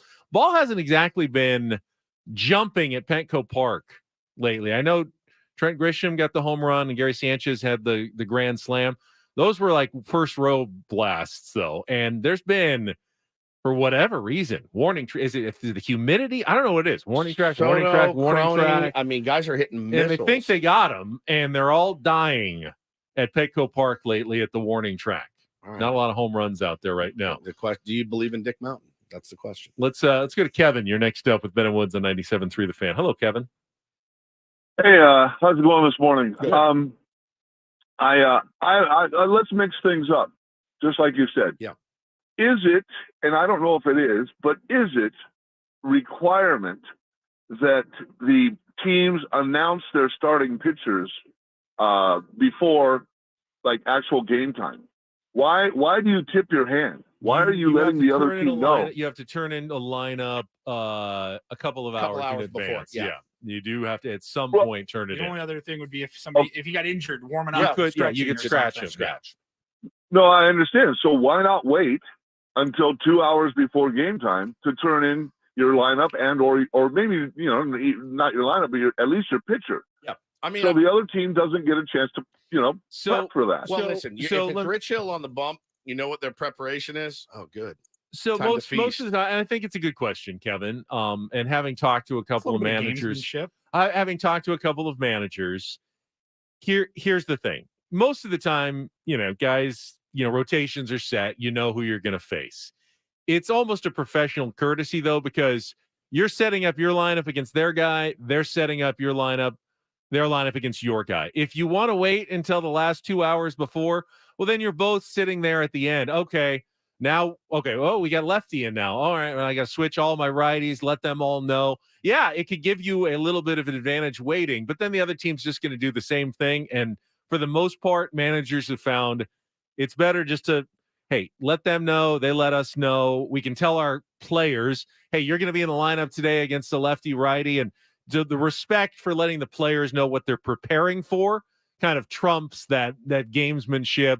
Hey, let's switch something out at the last minute sort of thing. You could try to do that every day. It would become a real grind for everybody, though, if every manager started hiding their starting pitcher until the last second. You see it every once in a while, like a big playoff game. Yep. Hey, we haven't made a decision yet. You wait until the last minute. There is some gamesmanship. You don't see it much during the regular season. It just doesn't happen. It's true.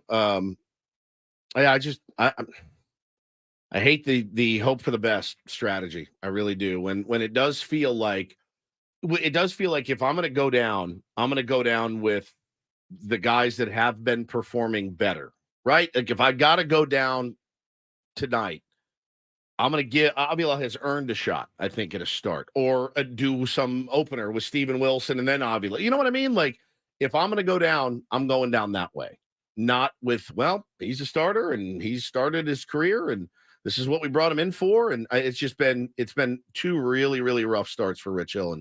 And he got pounded. I mean, it wasn't like the 3 runs he gave up. He was should have been more like 7. I mean, he got pounded. He did not miss a barrel, dude. We got really lucky. Some really nice plays turned behind him as well. Hey, maybe tonight those nice plays happen, but there's nobody on base. You get those outs. And he doesn't let any runs in. I would love nothing more than a 1-run, 5-inning start. I think that would be just what this team needs and would help build on the momentum they've created. I think one of the tough things is if he is going well, how far do you push your luck? Not very. I mean, you get through 4 or 5 innings with 1 run. I mean, I'm sure he'll have it in him to go another inning, but do you aggressively go to the bullpen? Do you go to Avila? Yeah, do you if it's 7-1, let him roll. You know, if it's not though, like I don't think that's not a guy that you go, I'm going to try to squeeze one more inning out of Dick Mountain here. I don't think that's going to, I don't think that should happen. All guests on Ben Woods appear on the Premier Chevrolet of Carlsbad fan hotline. Save money the right way with Premier Chevrolet of Carlsbad. Visit them today in the Carlsbad Auto Mall. Chevrolet, find new roads. Eno Sarris coming up in hour number 3. Annie Heilbrunn will join us in hour number 4. All still coming up on San Diego's #1 sports station. More Ben Woods next here on 97.3 The Fan.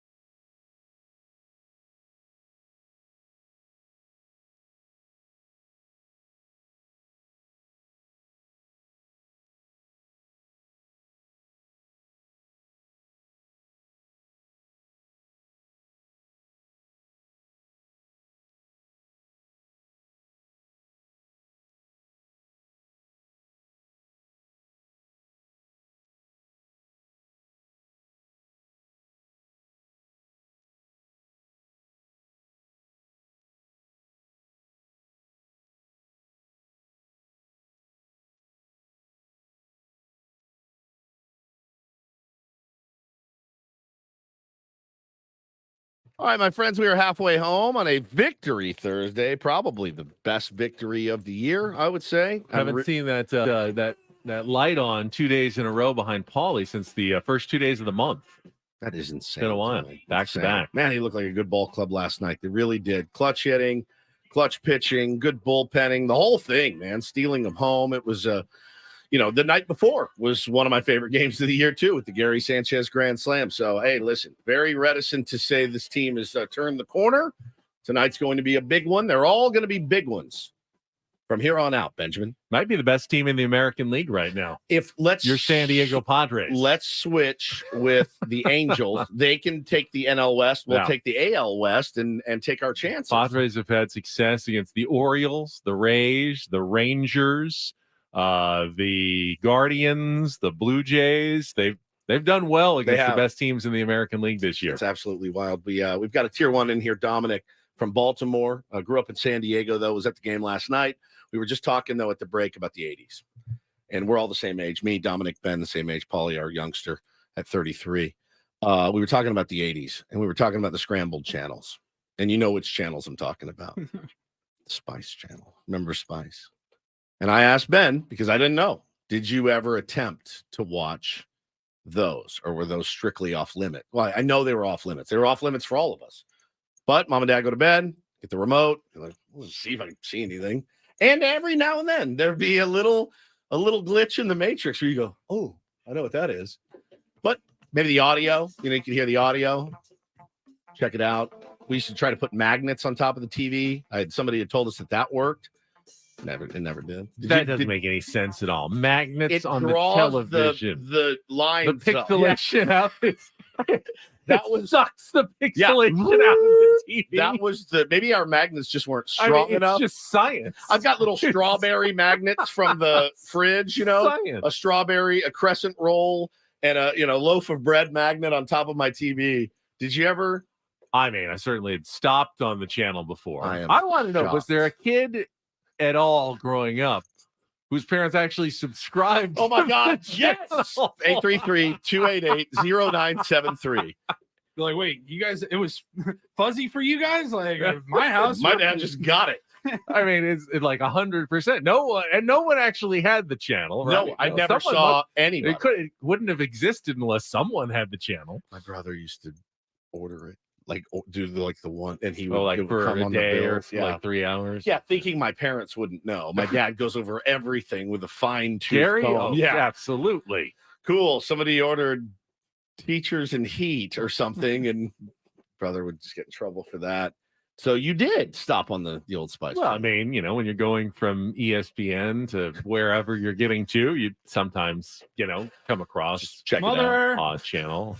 This isn't the Golf Network. Brother, I thought this station was about spices, and it's not. I was interested in cinnamon and tarragon, nutmeg. Yeah. No, Ben, her name is Cinnamon. Yeah, her name is Cinnamon. So we were talking about the 80s, and it jogged my memory of a thing that I saw over the weekend, and I fell madly in love with Sunglasses Kid.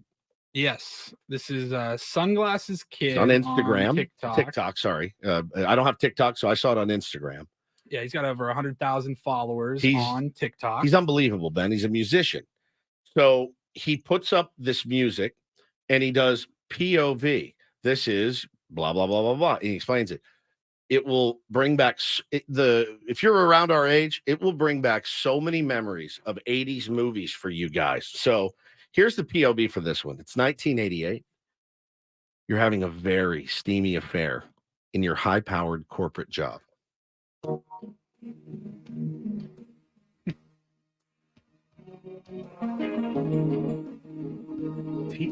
He's unreal. Isn't that perfect?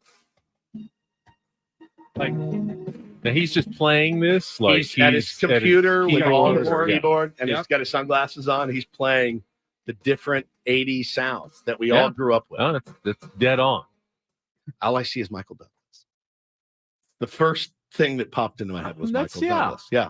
I was thinking Don Johnson possibly. Yeah, for sure. Well, it's even in his description. Michael Douglas. Yeah, it's Michael Douglas. That's all I see. So this one, Ben, 1986. You've just turned in your badge and gun after things went bad. This description says Mel Gibson vibes. Yes, big time.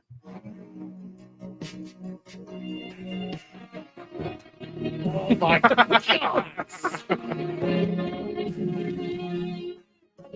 Sulking, brooding a little bit. Yeah. Thinking about your future. Damn it, Chief. Yeah. How am I going to get back on the force? Just blasting a Marlboro outside the station. Listen to that. I mean, it's like a little Harold Faltermeyer. Yeah. Listen The to first one was Genesis without words, and this is a little Harold Faltermeyer-esque. And then it's 1988, and you're investigating a crime scene.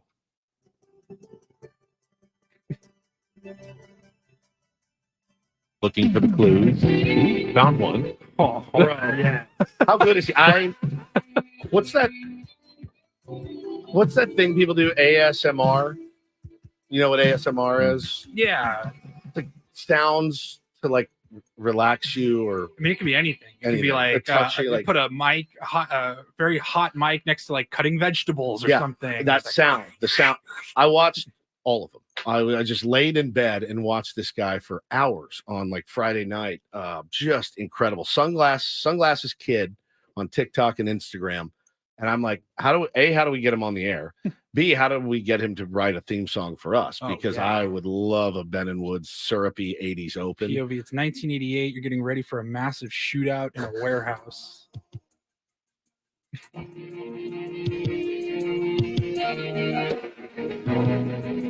Your heart's beating.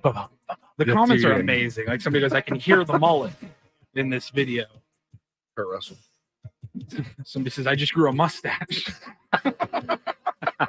So good, dude. That guy is incredible. Thought you guys would enjoy that. Sunglasses Kid on TikTok and Instagram, Benjamin. I'm trying to come up with my own scenarios that maybe he can compose one to. Like David Hasselhoff has just lost Kit. Like he's run out of power and he's sad because his car is no longer working. How about this? Rich Hill grabs the ball to tow the slab in a massively important game in mid-August. Here we go. This is Rich Hill warm-up tonight in his head. 1986, you're standing on a bridge looking toward the city lights.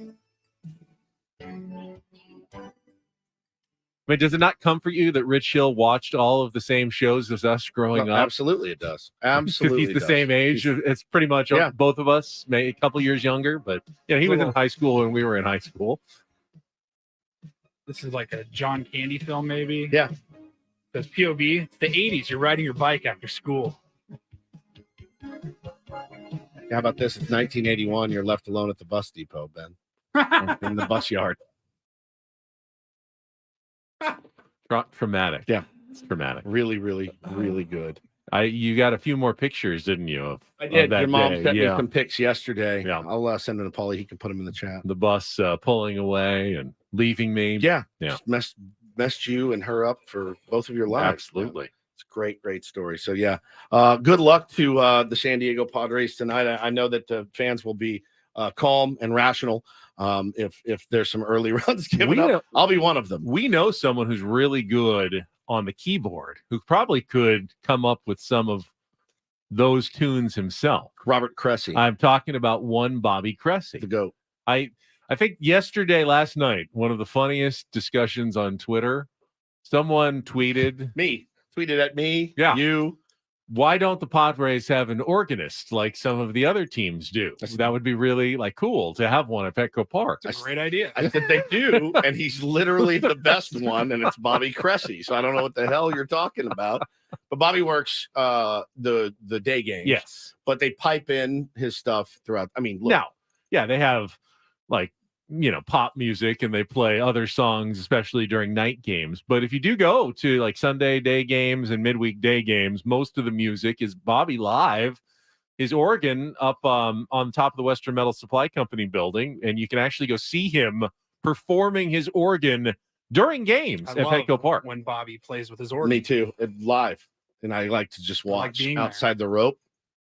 him. He's a master at his organ. He's phenomenal. He played rat for me one time when I was in the house. It was very cool. He does take requests. Yeah, if you'll tweet at him, occasionally he will fulfill requests from fans at the ballpark with songs that they would like to hear. Yep. He don't have a day game until Sunday. This week, yeah. And trust me, I mean, the guys, well, he should be there every night. Look, at some point, Bobby's like, no, I'm probably good with this schedule. It's a lot. Has other gigs that he has working musician commitments for as well. Yeah. Plus, I think I don't know that I would want every single game to be exactly the same. No. I like that they mix it up, different nights, different theme nights, different uniforms. It's I think it keeps it a little more fresh over a long 162 game season. I'll always look forward to going to day games because I know Bobby Cressy will be there. That's something to look forward to. You don't want to burn the guy out, 81 home games every year. I think he's probably really happy with his schedule with the Padres, and he is truly the best in the business. So much love to Bobby Cressy. Maybe he can come up with an original composition, though. Ben and Woods. Padres down by 3 in the 8th inning. I mean, I think Sunglasses Kid, like any of those work. Like you could put that music to like the forlorn looks in the dugout. Sometimes when the Xander Bogaerts, when we get down one run, play one of the forlorn ones, Paulie, and you can just picture, Xander at shortstop. They get an early run in the first inning, and they flash the camera over to Xander Bogaerts, and this is what it sounds I feel like. bad for people of Paul's generation who didn't necessarily get all of that growing up. Here's Xander looking up to the sky. What did I do? Right down where it's 1-0. Looks off into the Western Metal Building. Paulie, I'm going to need Bob Melvin trying to decide on tonight's starting pitcher. Will it be Rich Hill? Will it be Pedro Avila? Maybe you get some really soft dissolves between the two guys as he's thinking in his head, who am I going with tonight on the mound? Am I going with big game? The crusty veteran or the young upstarts? God, this is like an 80s detective movie. Bo Mel's sitting in his office, eating his pregame snack, looking at the lineup card, hand trembling. Doesn't know who to write. It says P, SP. SP. He's like,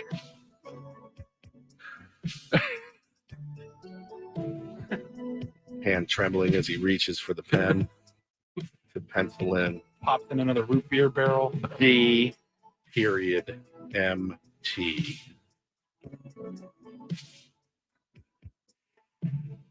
I could listen to it all day. It really makes my day, that stuff. The guy's brilliant. Brilliant. That last one was it's the 80s and you're missing your one true love on a winter's night in the big city. A winter's night in the big city. So good. It's just pretty much every scene from either Die Hard or When Harry Met Sally. So fantastic, man. So fantastic. Eno Sarris coming up at 8:35. Going to be joined again by our beloved Andy Heilbrunn at 9:35. Don't want to miss that here on Ben and Woods either. Fun one today. Always fun shows after victories like last night, Benjamin. Yeah, Paul's got some really good audio coming up in the Reindl Report as well from Gabe Kapler, manager of the Giants, that you won't want to stay tuned for. If you like uncomfortable audio, then you will absolutely love. No one loves uncomfortable audio more than you. Nobody. Love uncomfortable audio. This actually kind of made my skin crawl when I heard it. All right, it's all coming up. We'll be right back after a check of traffic. Don't go away. It's Ben and Woods on 97.3 The Fan.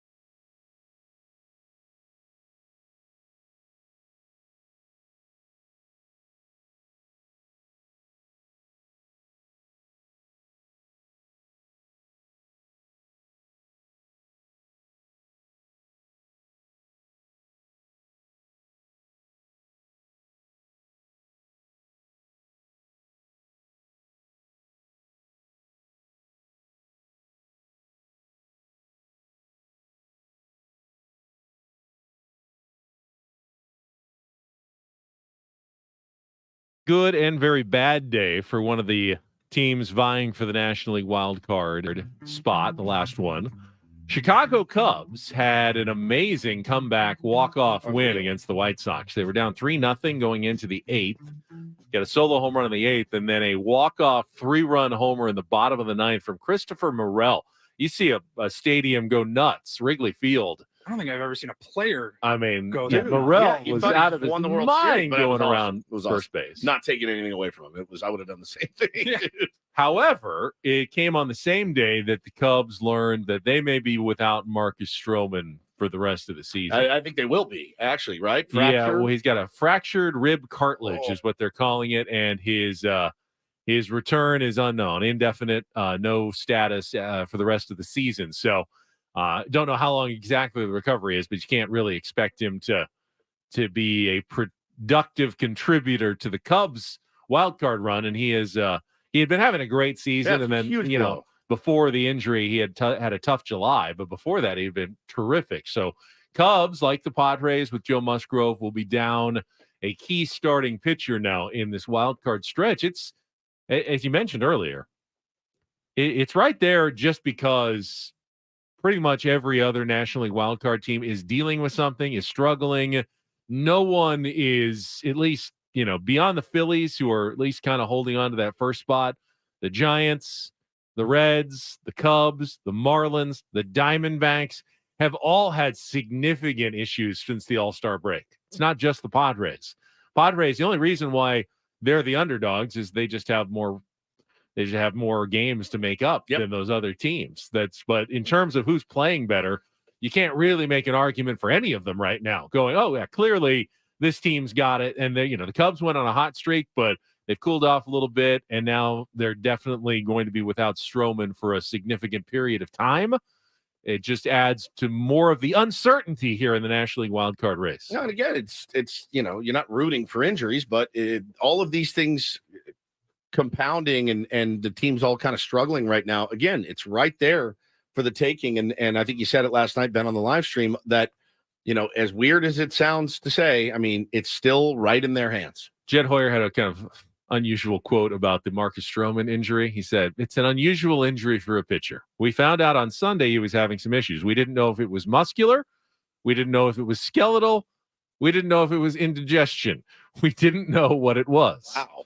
So it's a cartilage fracture in his rib cage. You wonder if anything goofy happened.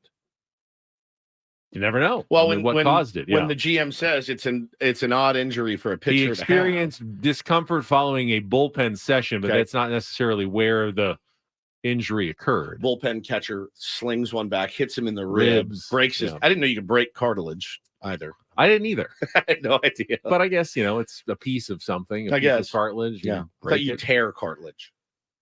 They say broken. Broken.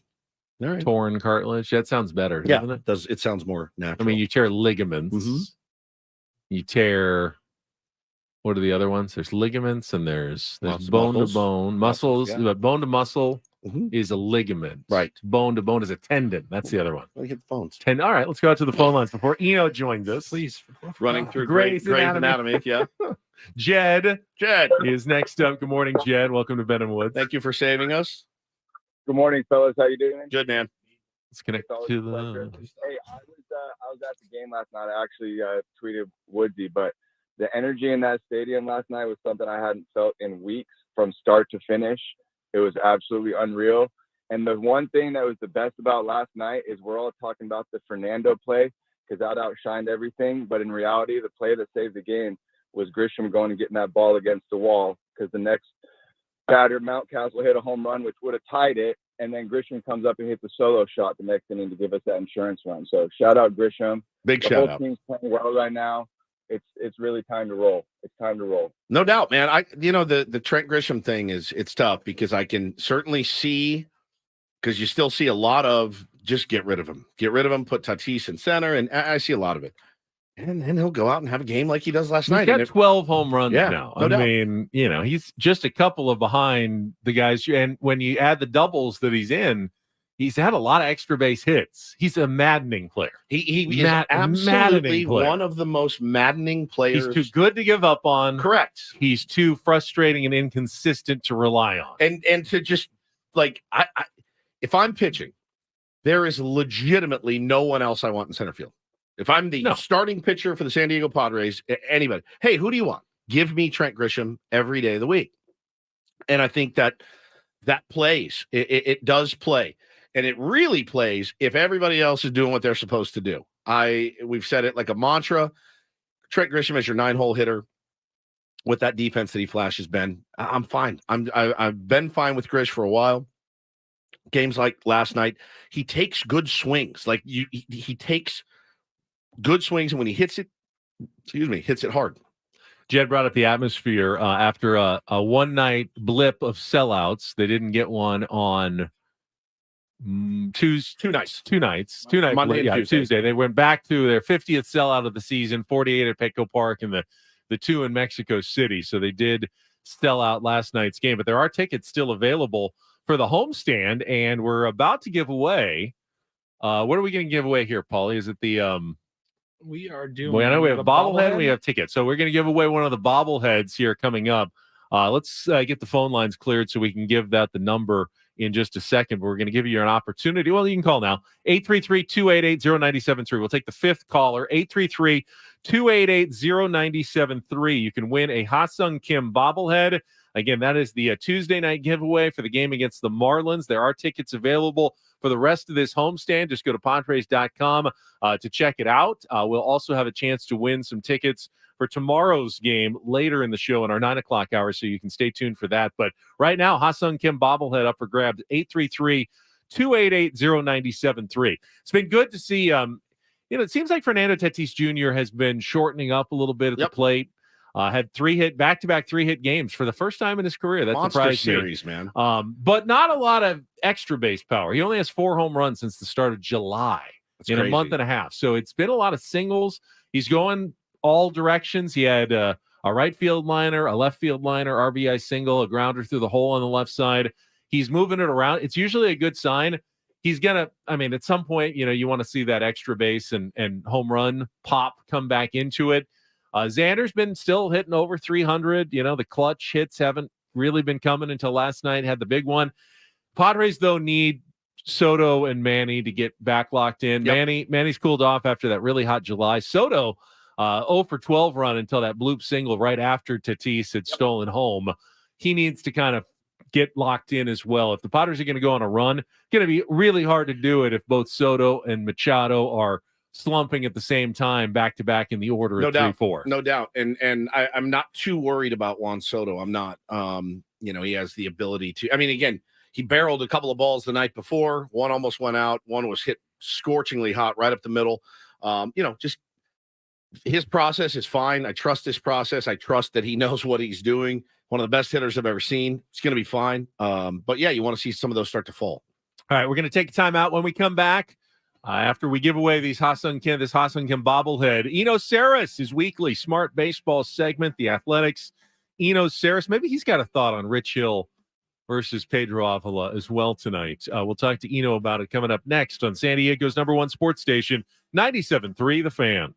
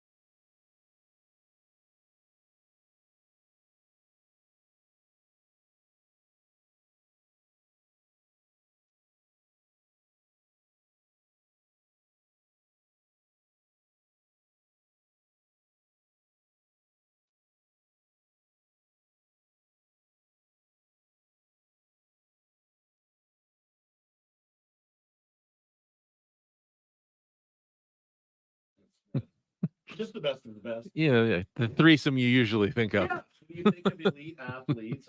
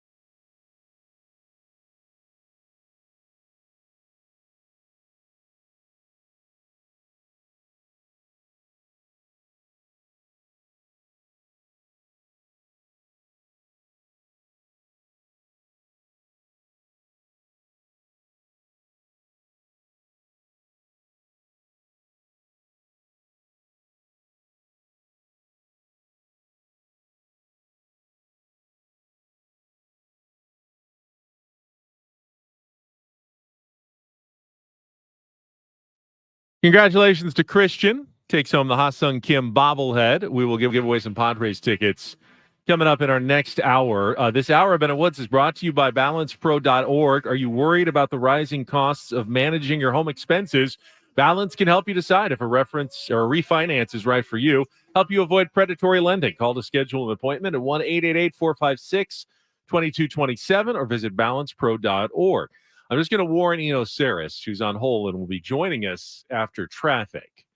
Going to be revisiting a piece he wrote a couple of years ago about his Stuff Plus involving one Rich Hill, starting pitcher tonight for the San Diego Padres. No, you did say a couple of years ago. He did write it a couple of years ago. It's a couple of years ago. I'm just giving him that just to be clear, giving him that warning. 23 years ago. He was, it's 2 years ago. He was 41. Okay. Now he's 43. Right. Just curious how things have evolved. We'll get to Eno right after traffic here on 97.3 The Fan. From the premier Kia of Carlsbad Traffic Center, part of the premier auto family, here's Kelly Tannick. Traffic sponsored by Premier Kia of Carlsbad. What's going on, guys? Got all kinds of accidents now. Westbound side of the 8, right past College. There is a collision. Looks like that is now over to the right shoulder. Up ahead, clearing an accident right before the 5. Moving that over to the right shoulder. Also going to find on the eastbound side of the 8, right around Mission Center Road. Collision, not showing if lanes are blocked. Westbound King Freeway, right before the 5. 3-vehicle accident in the center divide. Traveling on the northbound 15 near the 163. We're getting reports of a stalled vehicle kind of over the right shoulder of the HOV lane. We've also got northbound 15 just before Valley Parkway. The collision, they're saying that is blocking middle lanes. Tow truck is on scene to assist with that. With a huge selection of new Kias in stock, they're sure to have the Kia of your dreams. They're right off the 5 freeway in the heart of Carlsbad. Shop online at PremierKiaofCarlsbad.com. And Kelly Danica with Better Woods, San Diego's #1 sports station, 97.3 The Fan.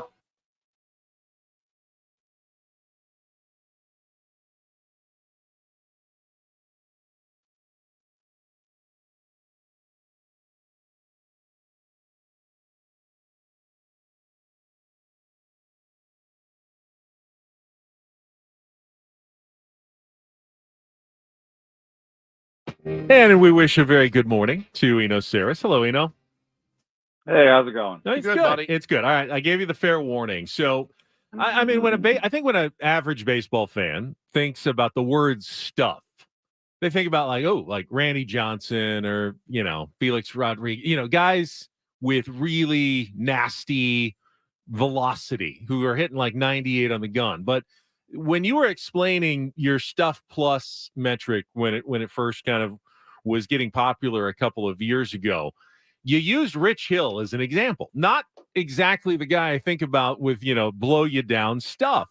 But when you put it all together, you were saying he actually does quite well, or did at least, when in 2021, when this piece was written, in Stuff Plus. So kind of wanted to just get the follow-up as we're facing a third straight Rich Hill start with the Padres tonight and wondering how it's going to go and a little more explanation of what Stuff Plus really is. Yeah, it's just supposed to be appraising the physical characteristics of a pitch. And, one of the things that's interesting in it is that release point is super important. And so you see somebody like Paul Sewald, the new closer for the D-backs, and he throws like 92, 93. It's not always about velocity. He's got a really weird release point. He's got really weird action on his pitches. He kind of has like a side army release point, but he kind of pitches a little bit more like an over-the-top guy. And batters just have a hard time seeing that. And so what we found is that if you just focus really on the physical characteristics of pitches like spin rate, axis, velocity, release point, movement, you can really capture some of the process of being a pitcher. It's really, really strong for relievers, and it can help you make decisions on the order of 20 pitches. It can tell you stuff. But starters are a little bit more complicated because of the way all their pitches fit together. Sometimes you should throw a pitch that doesn't have high Stuff Plus because you don't want them staring at your two best pitches the whole way through the game. So there is, for starters, a little bit more complicated, but that's the short pitch. But essentially, it's what makes it difficult for a batter to hit a pitch, and that's not always just more and more velocity. It's just more and more weird action and the inability to make solid barrel contact on a ball and to pick up the pitch. Yeah. Yeah. And that's why, I've had some philosophical debates with people about whether or not release points should be in there, and if that is actually stuff as we think of it. But I really do think that when a batter is like sort of appraising a pitch and trying to see a pitch, the release point really matters. That's the start point for everything. And so, maybe we're capturing some deception in Stuff Plus, and that maybe that should be a different number.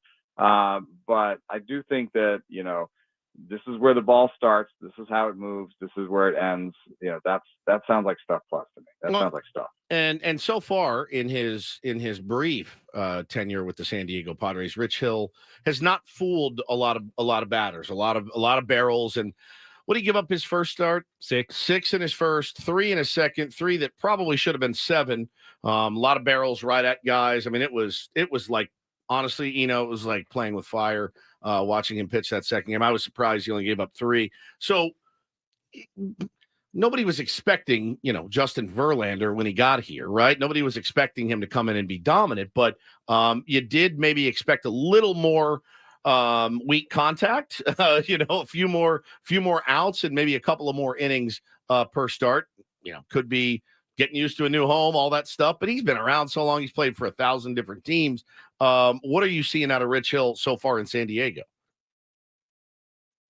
We had this whole talk about how it's not about velocity, but in his case, I do think that velocity is a big part of the piece of the puzzle. Is he's still got a good curveball, but and that's why his Stuff Plus is not even lower than it is, but it has dropped off because right now, for example, 100 is average, and his Stuff Plus on his four-seamer is 77.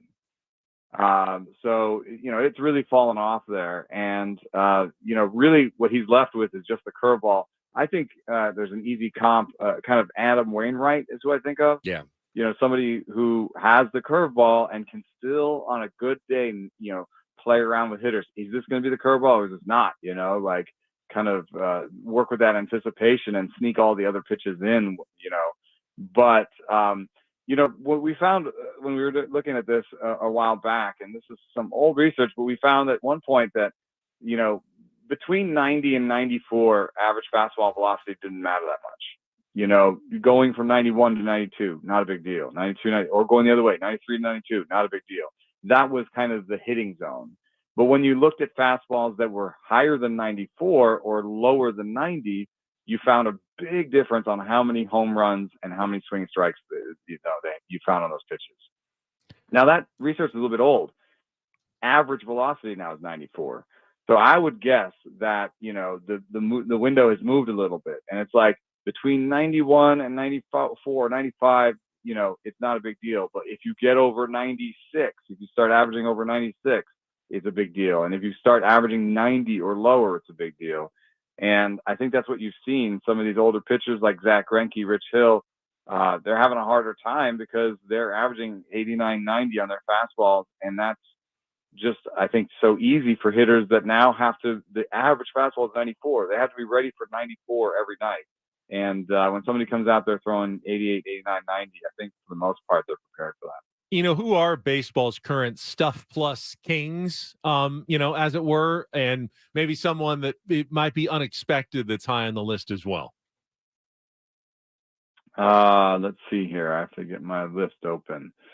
I know that Tyler Glasnow is a guy that doesn't surprise anybody. And he's near the top. But let me. It's just nasty. Yeah, he's really nasty. Have you watched while you're looking? Have you watched Skeen's throw? Oh yeah, Dude. yeah. I think that'll be interesting because some people don't like the shape of his pitches, but another thing that's happening right now is sinkers are having a little bit of a revival. Yeah. And so the sinkers are relative to other pitches, sinkers are doing really well. Okay.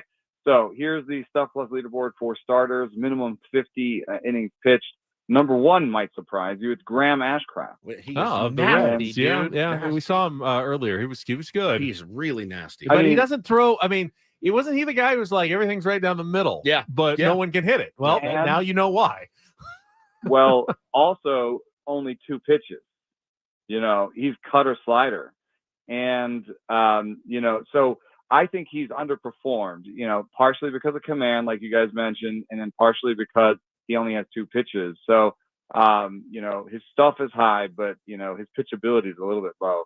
Hunter Green is next. There's a guy who does it. A lot of it was a velo, he just blows it by you.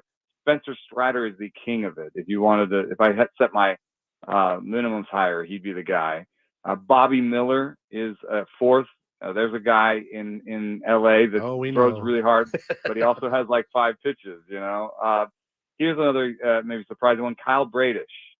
He does it for the Orioles. He didn't pitch against. He did not. No, he didn't pitch in this series. Yeah. He's really interesting because his fastball is only 100 stuff plus, but his slider, I think, is the 3rd best slider, or maybe the 2nd best slider among all starting pitchers. And so he's got this elite pitch. It's almost like a young Rich Hill or something, where he's like got this elite pitch, and he's got to figure out how to shape everything around the slider. So sometimes he pitches backwards. Sometimes he establishes the slider and pitches and tries to sneak the fastball in. Corbin Burns is 6th. Garrett Cole is 7th. Shohei Ohtani is 8th. Tyler Glasnow is 9th. Maybe a surprise at the bottom in the top 10 is Bryce Miller in Seattle. He just has a really excellent riding fastball that has velo, but also just really jumps on people. I would think Blake Snell is up there somewhere. Got to be higher on the Padres. Yu Darvish is 14th. He just got so much bend on all his pitches, that it's made for this sort of thing. Blake Snell is 27th. His best pitch, this might surprise you, is his fastball. Doesn't not really. The slider, just not the command it. Change up. Yeah. Yeah, and Joe Musgrove is 30th. And between between Blake Snell and Joe Musgrove is kind of fun. Blake Snell, Justin Verlander, Hunter Brown, Joe Musgrove. So that's a fun little grouping there. The best teams in baseball by Stuff Plus are the Rays, the Astros, the Dodgers, and maybe the Yankees. That's a surprise to no one, man. Yeah, those guys just... definitely. I mean, Houston is number 1, and the guy that I worked with on Stuff Plus is now employed by Houston. Let me ask you a question. Talking to the great Eno Sarris from The Athletic here on Ben and Woods this morning. I brought it up when we got the news about McClanahan going on the IL and going to get Tommy John, the 4th Rays pitcher to have serious elbow issues. And then, of course, you work in Tyler Glasnow coming back from that. Is it systemic with the Tampa Bay Rays? Is it just this is how they teach their guys to throw, max effort, max velo, max spin? How have you looked at some of that? Are people talking about that it seemingly happens to the Rays quite a bit? I think there's a couple things going on here. For one, like the guys that they acquire, their strategy for acquiring pitchers is to acquire guys with injury risk, and just to have so many of them that when they eventually get hurt, you just have other guys that are healthy. I mean, just think about it. When they got Drew Rasmussen, and JP Fireeisen for Willie Adames, and maybe that wasn't their best trade on their that they've done. But Drew Rasmussen immediately became one of the better starters while he was healthy. Well, he had 2 Tommy Johns in college, and so Shane McClanahan, he dropped in the draft. Why did he drop in the draft? He had Tommy John in college. Aaron Savali, who they just traded for, why was he maybe more acquirable than any of their other young pitchers? Because he has never topped like 130 innings in a major league season. And so you kind of look through all the guys that they've gotten. You're like, oh, Zach Eflin, the most that they've ever spent on a free agent is Zach Eflin, and they got him from the Phillies. And the reason why, I think, it's not elbow or Tommy John or anything. It's his knee. He's never topped 163. And in the last 2 seasons leading up to the free agent acquisition, he'd had 105 and 75 innings.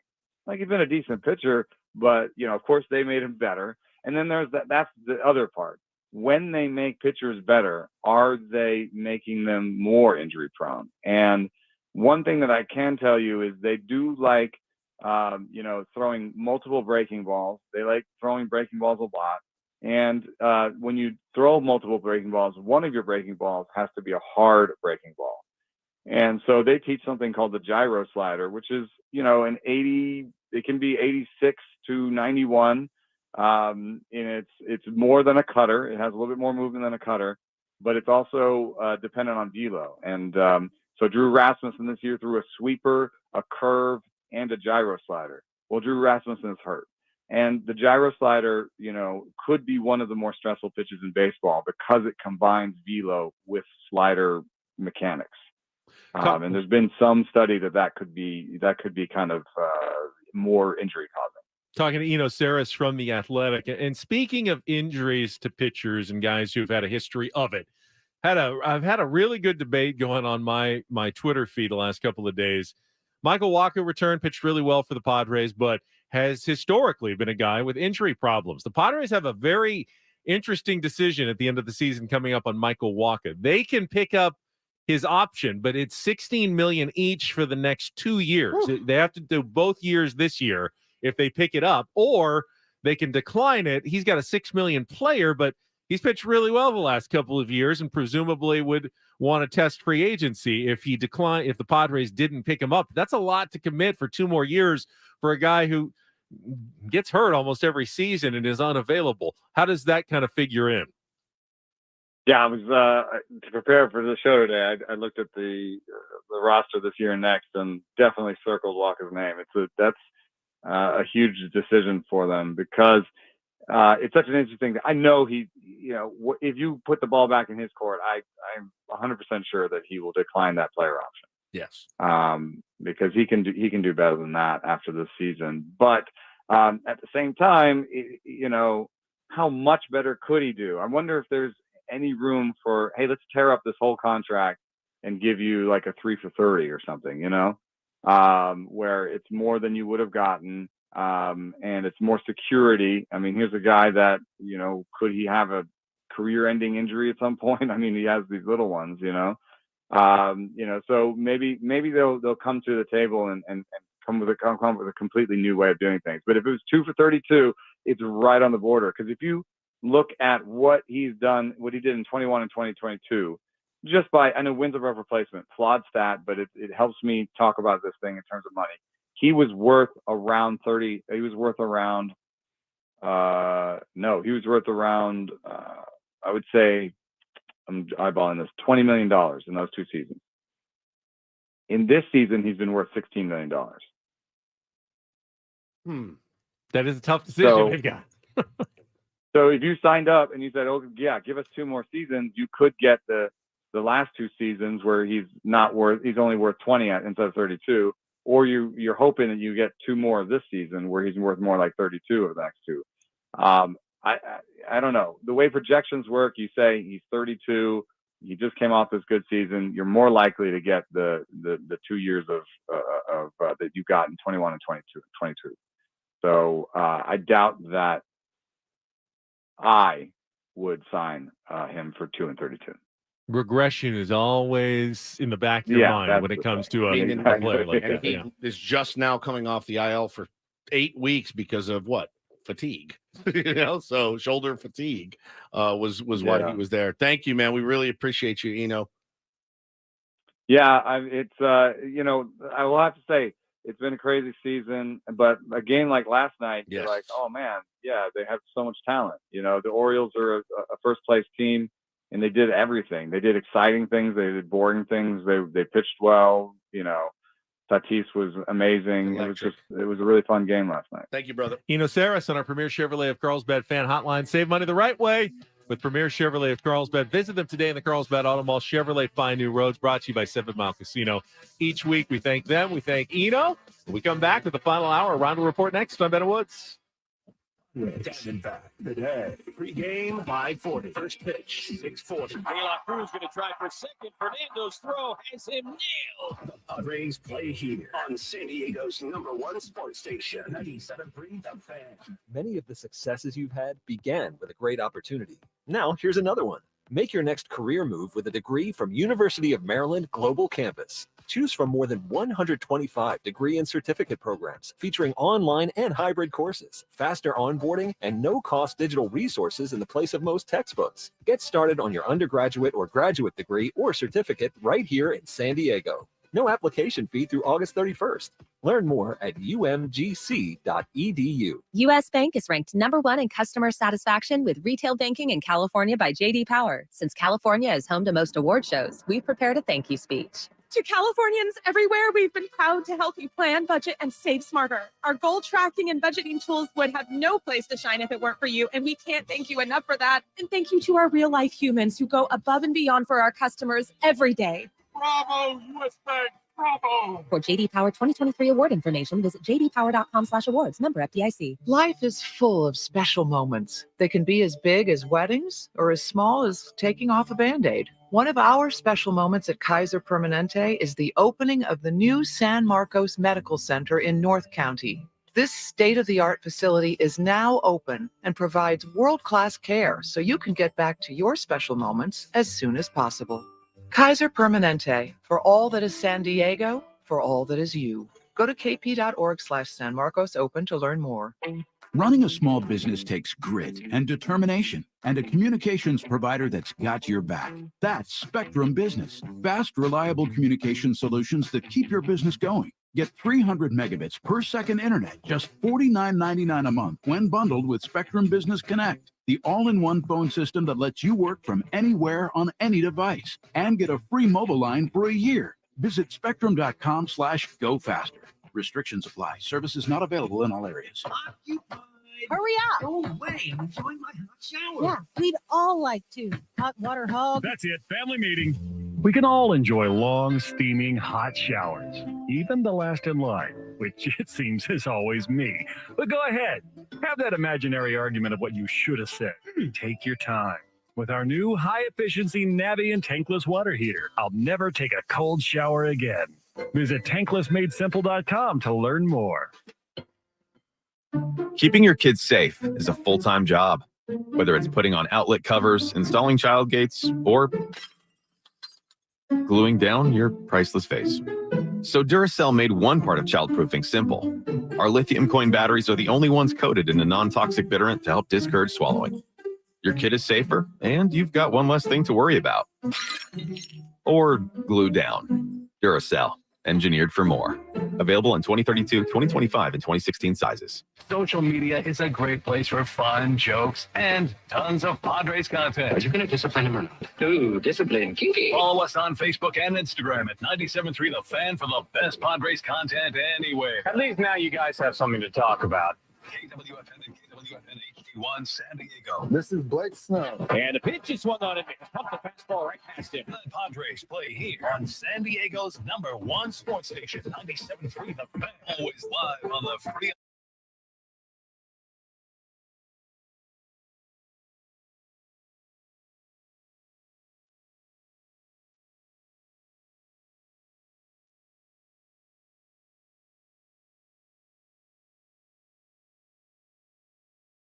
Final hour of Ben Woods here on 97.3 The Fan and 9 a.m. on a Thursday.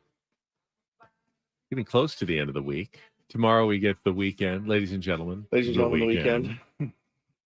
Hopefully we'll be talking about a 3-game winning streak and the Padres going for that elusive 4th in a row. Now, you can't expect another steal of home magic moment tonight. I mean, they're special because they're rare.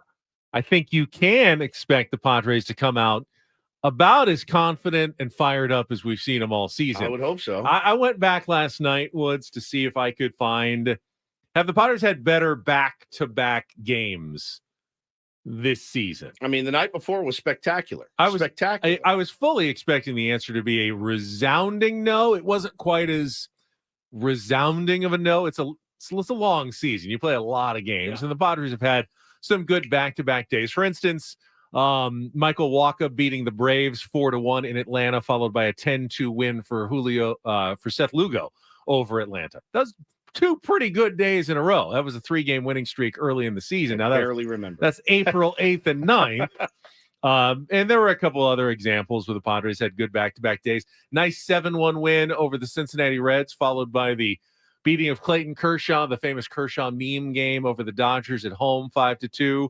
Good back-to-back days there, but this definitely goes up there among the best back-to-back performances by the Padres this season. Yeah, no doubt. I mean, I know recency bias is real, and it's very real in my head because the last 2 nights are the most fun I've had watching Padres baseball all season.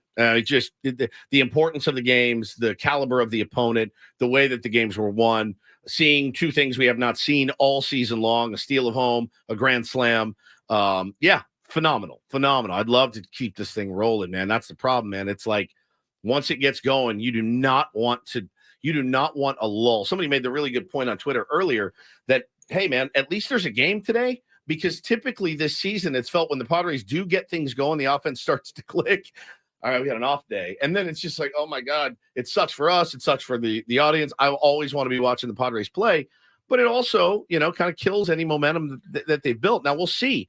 We'll see how the momentum – the first inning tonight, man, when Hill goes out and grabs the ball, I don't even know if I want to watch the first half inning.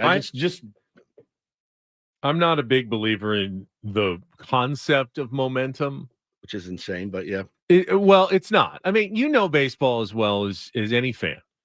Is it not the sport that just has the wildest swings back and forth all the time? It does. But you have a good inning and then you have a bad inning. You have a good 2 days and then you have a bad 3 days. It does. But I will say this. Momentum is only as good as today's starting pitcher is one of baseball's great expressions. And it's a great expression. That being said, the feeling of coming to the ballpark every day knowing no one is going to beat us, that is kind of how I look at momentum. But what is true is that you have certain points in the season for individual players, especially hitters, where they're locked in, where, all the time, oh, yeah, this guy had a great week. This guy had a great, 7-day period. And occasionally you'll have a team where you have multiple guys who are locked in at the same time. I think that creates the illusion of momentum when you have a number of guys who are performing well concurrently. Of course, that's going to lead to more, good performances and more wins. And that looks like the team's got some sort of nebulous momentum. But what it really is that you have several guys who are playing well at the same time. I tend to give credit to the individual. But isn't that, in fact, momentum? No, well, I guess that's a philosophical debate. When I'm rolling, I have good momentum. I mean, I'm moving forward. Juan Soto's had good momentum for his entire career because he's a good player. Sure. Good players have good momentum. Bad players have bad momentum. Not necessarily. Like there are such things as hot streaks. There are, right? Yes, and that is, in my opinion, momentum. And again, it for me, the game, these guys are all good ball players. And anytime anyone looks at a big leaguer and says this guy sucks, yeah, he may be rough in the big leagues, but he's a really, really good baseball player. But the confidence that one gets from performing well, it's so important in this game. And if you can have moments like you have the last couple of nights, you have the confidence in being able to win a game when you're down. But you also see all the time a team that is struggling, like the Padres were, recently. And you have a player like Ha-Seong Kim who is locked in red hot while the rest of the team scuffles. Sure. Who has momentum? He has momentum, but the rest of the guys don't. You need 4 or 5 guys and some good momentum. Which is why I'm saying really momentum is just a function of having a number of players performing well concurrently. Dodgers have won 10 games in a row. They have. Is that good momentum? They have a lot of players performing well concurrently. And pitchers at the same time. I think we're splitting hairs. Yeah, here. a little bit. It's a philosophical kind of debate. I believe in momentum. But there's no it's not a magic thing, is what I'm saying. It's not magic. It's a tangible, hey, you're all doing the right things at the right time sort of thing. You can call it momentum, but it's not like we need to get momentum on our side. Like, oh, momentum has been hard to find. No, you need to play better, and then it will look like you have momentum going forward. All right, let's table that discussion and get to our Reindl Report today with Paulie. And get things started here with our today's edition of the Reindl Report. Now tuned into the greatest. Welcome to the Reindl Report with Paul Reindl. Hi, Paul. All right. 2 stories from the world of sports that we haven't gotten to yet. We'll start off in Major League Baseball. And 1 story that you didn't know you needed. Are you laughing, biatch? It's the Reindl Report. Hey, Paul, how you doing? Okay, how are you? On 97.3 The Fan. Are you ready to bless the mood? I need some help, please. That was good. All right. Just make sure. Yep, this thing's still on. Okay, people are listening, I hope, because we're about to play this Gabe Kapler audio from the other day. Yes. And Ben teased it about an hour ago, but we let this one slip. This is how Ben teased it at about 8:15 this morning. Paul's got some really good audio coming up in the Reindl Report as well from Gabe Kapler, manager of the Giants, that you won't want to stay tuned for. That you what? That you won't want to stay tuned for. Kapler, manager of the Giants, that you won't want to stay tuned for. He hates the I Reindl Report. changed won't want to miss to want to stay tuned for, and Don't well, it forget ended to up miss it. won't want to stay Don't tuned. forget to not miss this. So I guess segment. everyone's gone now because I told them you won't want to stay tuned. for Well, this. he always does the bit where he says, "Hey, if you guys can suffer through the Reindl Report, I'll give you some tickets at the end." And I will. I've got some tickets for you coming up here in our next segment. Padres ticket giveaway momentarily. Man. But you have to make it through the Gabe Kapler audio and the rest of the Reindl Report. It's worth it. I watched this yesterday, and I got a little spicy. I got squirmy in my seat. So imagine, AC standing in front of Bob Melvin, ask him, "Hey, why did you pinch hit so and so and not let so and so take the Gabe AB?" Kapler, the Giants beat reporter. This is amazing. And you it's a little guys. long. Stick It's with kind it, of but long. it's- Stick with it it's because chippy. it's really chippy and good. Earlier in the series, we talked about why you stuck with Wade Meckler in with the bases loaded against a lefty. Bases loaded against a lefty tonight. You decided to pinch hit Slater for him. What changed, if anything, in that decision? I'm absolutely happy to make the distinction, but I'm just curious if you know the distinction. Oh gosh, just Slater versus Ramos. Yeah, I mean, this is not a disrespect to Ramos in any way, but I think Ramos has like 4 career pinch hit at bats. Slater's one of the best pinch hitters in baseball. So I don't mind, of course, explaining something, but I just sometimes wonder if the question is, hey, can you say it? Or if that distinction isn't clear. I'm just curious about that. Oh God. Slater hasn't been hitting awesome either. He has more track record, sure, but Would you agree that he's one of the 5 best right-handed pinch hitters over the course of the last 3 or 4 years? yeah. I'm like sweating. Do you think there's that creates a distinction between him and a guy that has 4 career pinch hit at bats? Sure. Okay, so I'm not criticizing you at all. Aren't you? I'm just wondering if what you're asking is for me to say that, or if whether or not there's a distinction at all for you.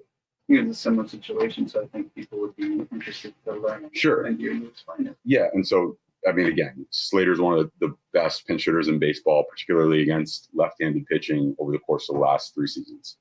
And so in that situation, we trust that he's going to go up there and have a good at bat. He didn't. He grounded into a double play. Yeah, so the pinch hitter was 0 for his last 16. Austin Slater has just been scuffling a lot, and I think the move, they pulled this kid that they just called up. I can't remember his name, but he's a stud. And then no, it was another guy that, like you said, no, they pulled the kid. They pinch hit for the kid. Yeah. What the hell's his name? He's so good. With Austin Slater, Meckler.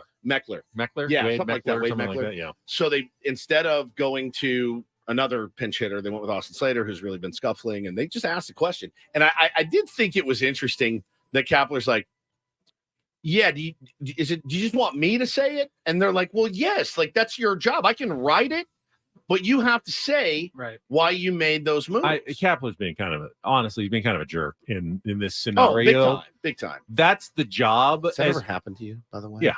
Of course. And I will also give Kapler the pass in that when you have to do that, remember, it's 162 games, but it's not just 162 media sessions.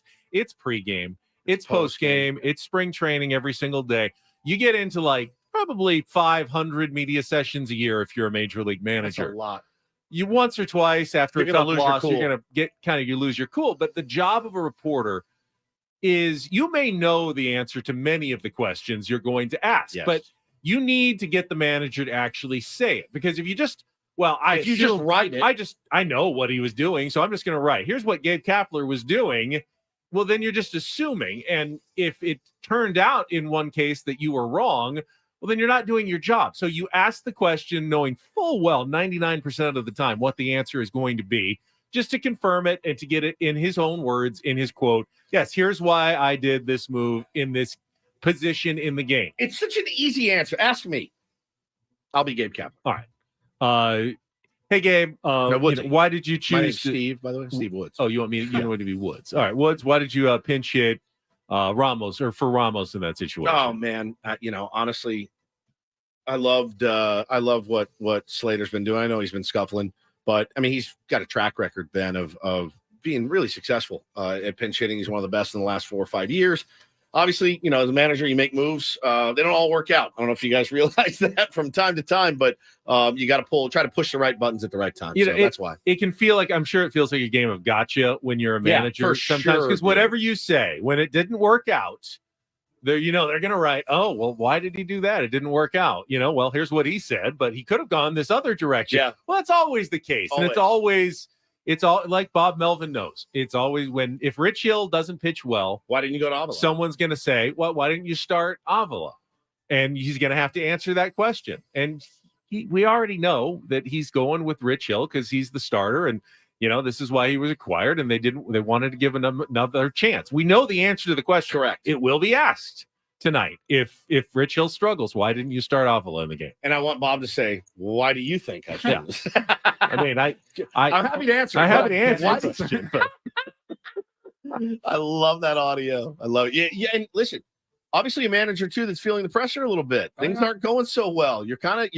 You're in it. It's not going well. So yeah, it's a pressure cooker. All right, we'll move over to college football, and we've talked about it for the last 8 months now, whatever it's been. The prime effect, the Deion Sanders effect in Colorado, and it's just been a remarkable turnaround as a school and as an athletic program, what he has done, he alone coming to that school. And so we're starting to get the first glimpses. We had, some spring practices a few months ago, but the team's getting ready for the season now and training camp. And this was captured on video. There was a fight in practice. A lot of fights. That happens. It happens all the time. Every team. Probably every day, or at least every other day. It happens all the time. And the video shows, it's like a scuffle in the end zone, guys pushing and shoving each other, and a couple of players are just walking away. And Deion gets into this huddle, grabs everybody around him, and had this message for his team. He just go. I seen two of y'all walking off over there, and you got to keep teammate fighting. What they do there? Nowhere. What they do there? Not here. In one fight, we all fight. You understand that? I don't want to see y'all walking off with somebody's fight. Yes, sir. Never again. We got a key teammate in a fight, and you're walking away. If one fights, we all fight. I love it. I think it just moved. I knew you'd like that. Remember, though, who he's advocating fighting against. His own teammates. His own players. I know. I get it. He's actually asking his own players to fight each other. It's a mentality. You practice key how you player. play. Like if Tom Brady got drilled in practice, you can rest assured that every person on the team is right to him and knocking out some rookie that's trying to make a name. That guy's dead. They're gonna private pile that guy later in the dorm. If Manny and Tatis got into it in the dugout, you'd want Bob Melvin screaming, "You all need to get in there fighting." That's different. Baseball feels different to me. It's a good point. It's a good distinction. Hang on, let me think. Manny and Tatis, they were fighting. They did that season that one time. Yeah, man. And Musgrove's just walking away from it. It's weird because I feel like in baseball, if two teammates are going, you want them to break it up. The natural thing to do is go break it up. Break it up. You know why? It just doesn't. It doesn't happen in the own dugout a ton. It does happen. Yeah. Ooh, it's a good distinction you make. Now, if it's another team taking liberties with your guys, you ought to be in there protecting your teammates. That was great. You would hope so. That was great. Never again. Yes, sir. I love my last story, but we are very short on time. All right, we can do it next. We can do it tomorrow. It's up to you. You won't want to stay tuned for the rest of the Reindl Report. However, if you do, we'll give you some Padres tickets in our next segment. Is that enough for you to keep listening to the Reindl Report? That will work. All right. So both don't stay tuned and also be right back with us. A very confused husband on Reddit. Oh, man. He doesn't know what to do. That is coming up next after traffic here on 97.3 The Fan.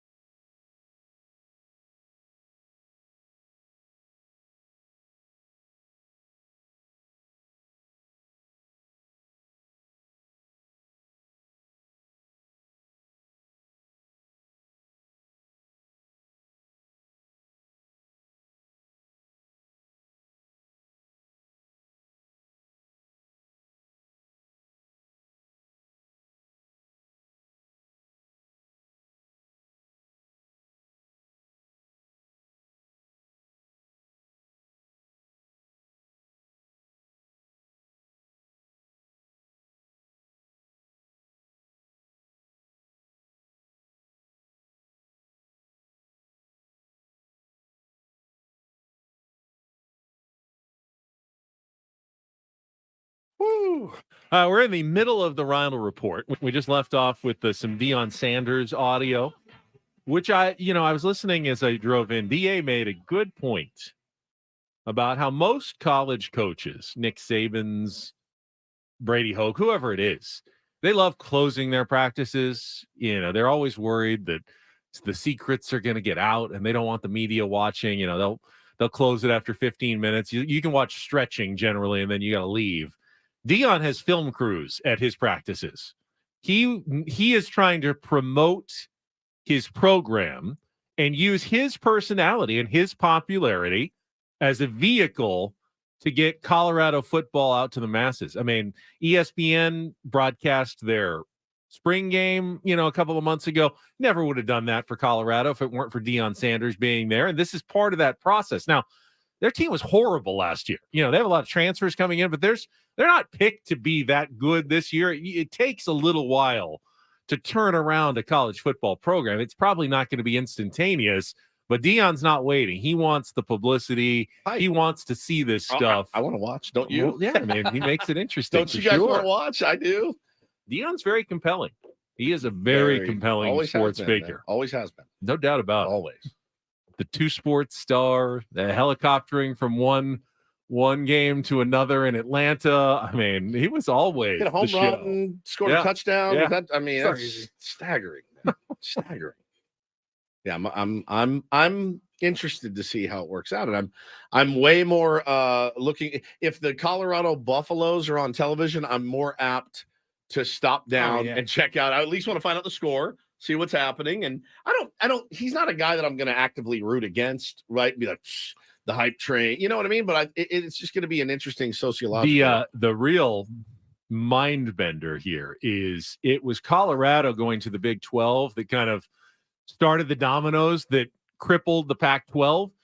Do they even get that invitation if Deion's not there? I mean, does the Pac-12 does the Big 12 even give Colorado another look? Like, they don't do anything well. Who cares about Colorado now? But once Deion was there, all of a sudden let's get Colorado back and get some of that hype in our conference as opposed to in the Pac-12. And all of a sudden the Pac-12 is gone essentially now. And I don't know if that happens without Deion Sanders. That's a really good point. Really, really good point. All right, so this is the story that we were talking about. It's been going around for the last few days, and the headline... And this is real. This is real. Oh, my God. The headline reads, dying wife asks husband if she can have sex with her ex one last time.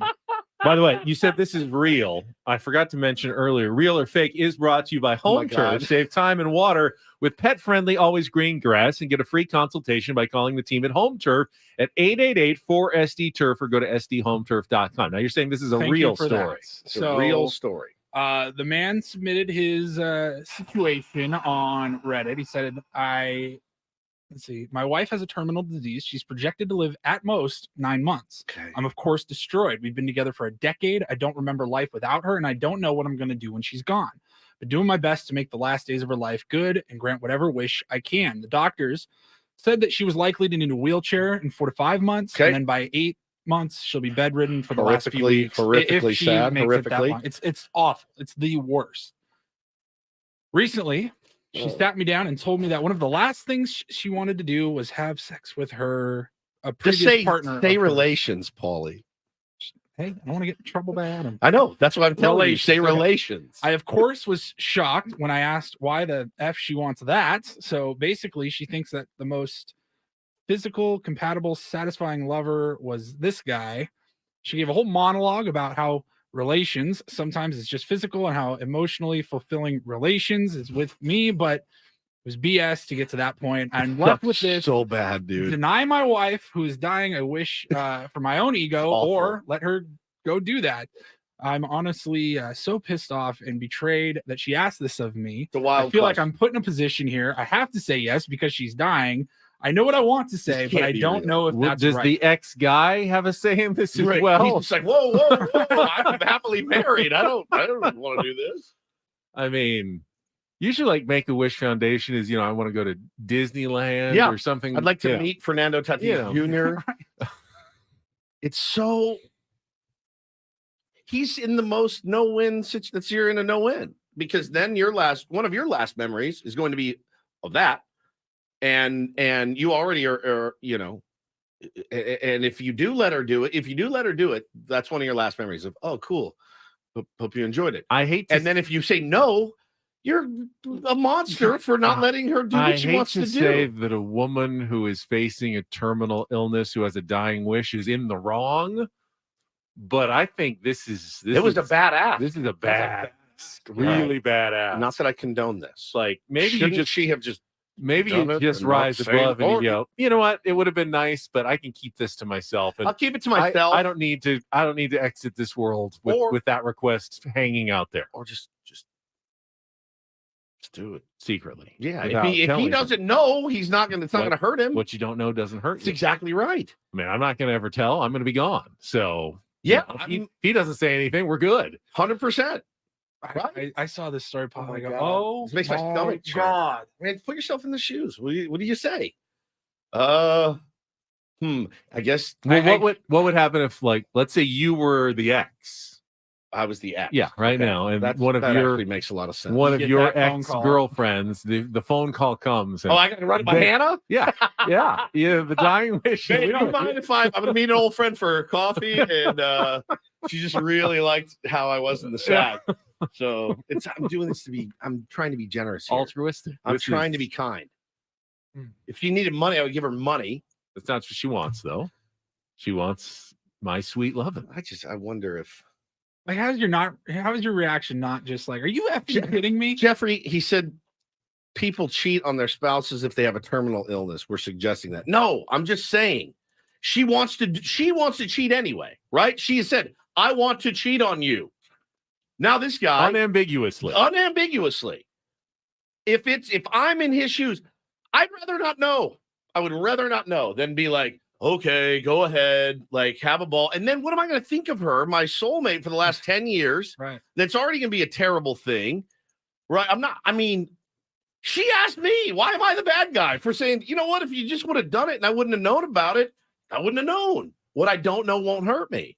It's not as black and white as that, Jeffrey Hemphill. Don't get on your high horse about this. I'm not the one that asked, but I think it's absurd. Absurd. What an absurd ask this is. What do you think about this for the rest of the day? Yeah, and what's the other guy's sitch? Is he married? Because then he we don't know anything about that. No. Now, if he's married, he can't do that, right? He can't go out and do that. But this sucks. It's a terrible position that she put this guy in. I think he's got to let her though. I do. I think he's got to let her do it. It's a dying wish. It's a dying wish. But I think, and maybe he's comforted in his mind that he gets to do as much as he wants after she's gone, right? True. The promise of he could be the next Golden Bachelor. I beg you to stop talking about the Golden Bachelor. Golden anything. I get it's really throwing me off here. I'm not okay with that.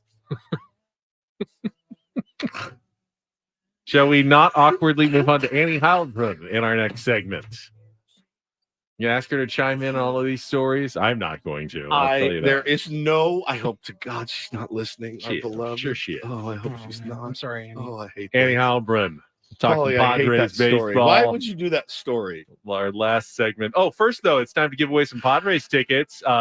Again, we've got tomorrow games tickets. So the Friday night game against the Arizona Diamondbacks. If you want to be in attendance, who knows? It could be the first time they win 4 in a row all season long tomorrow.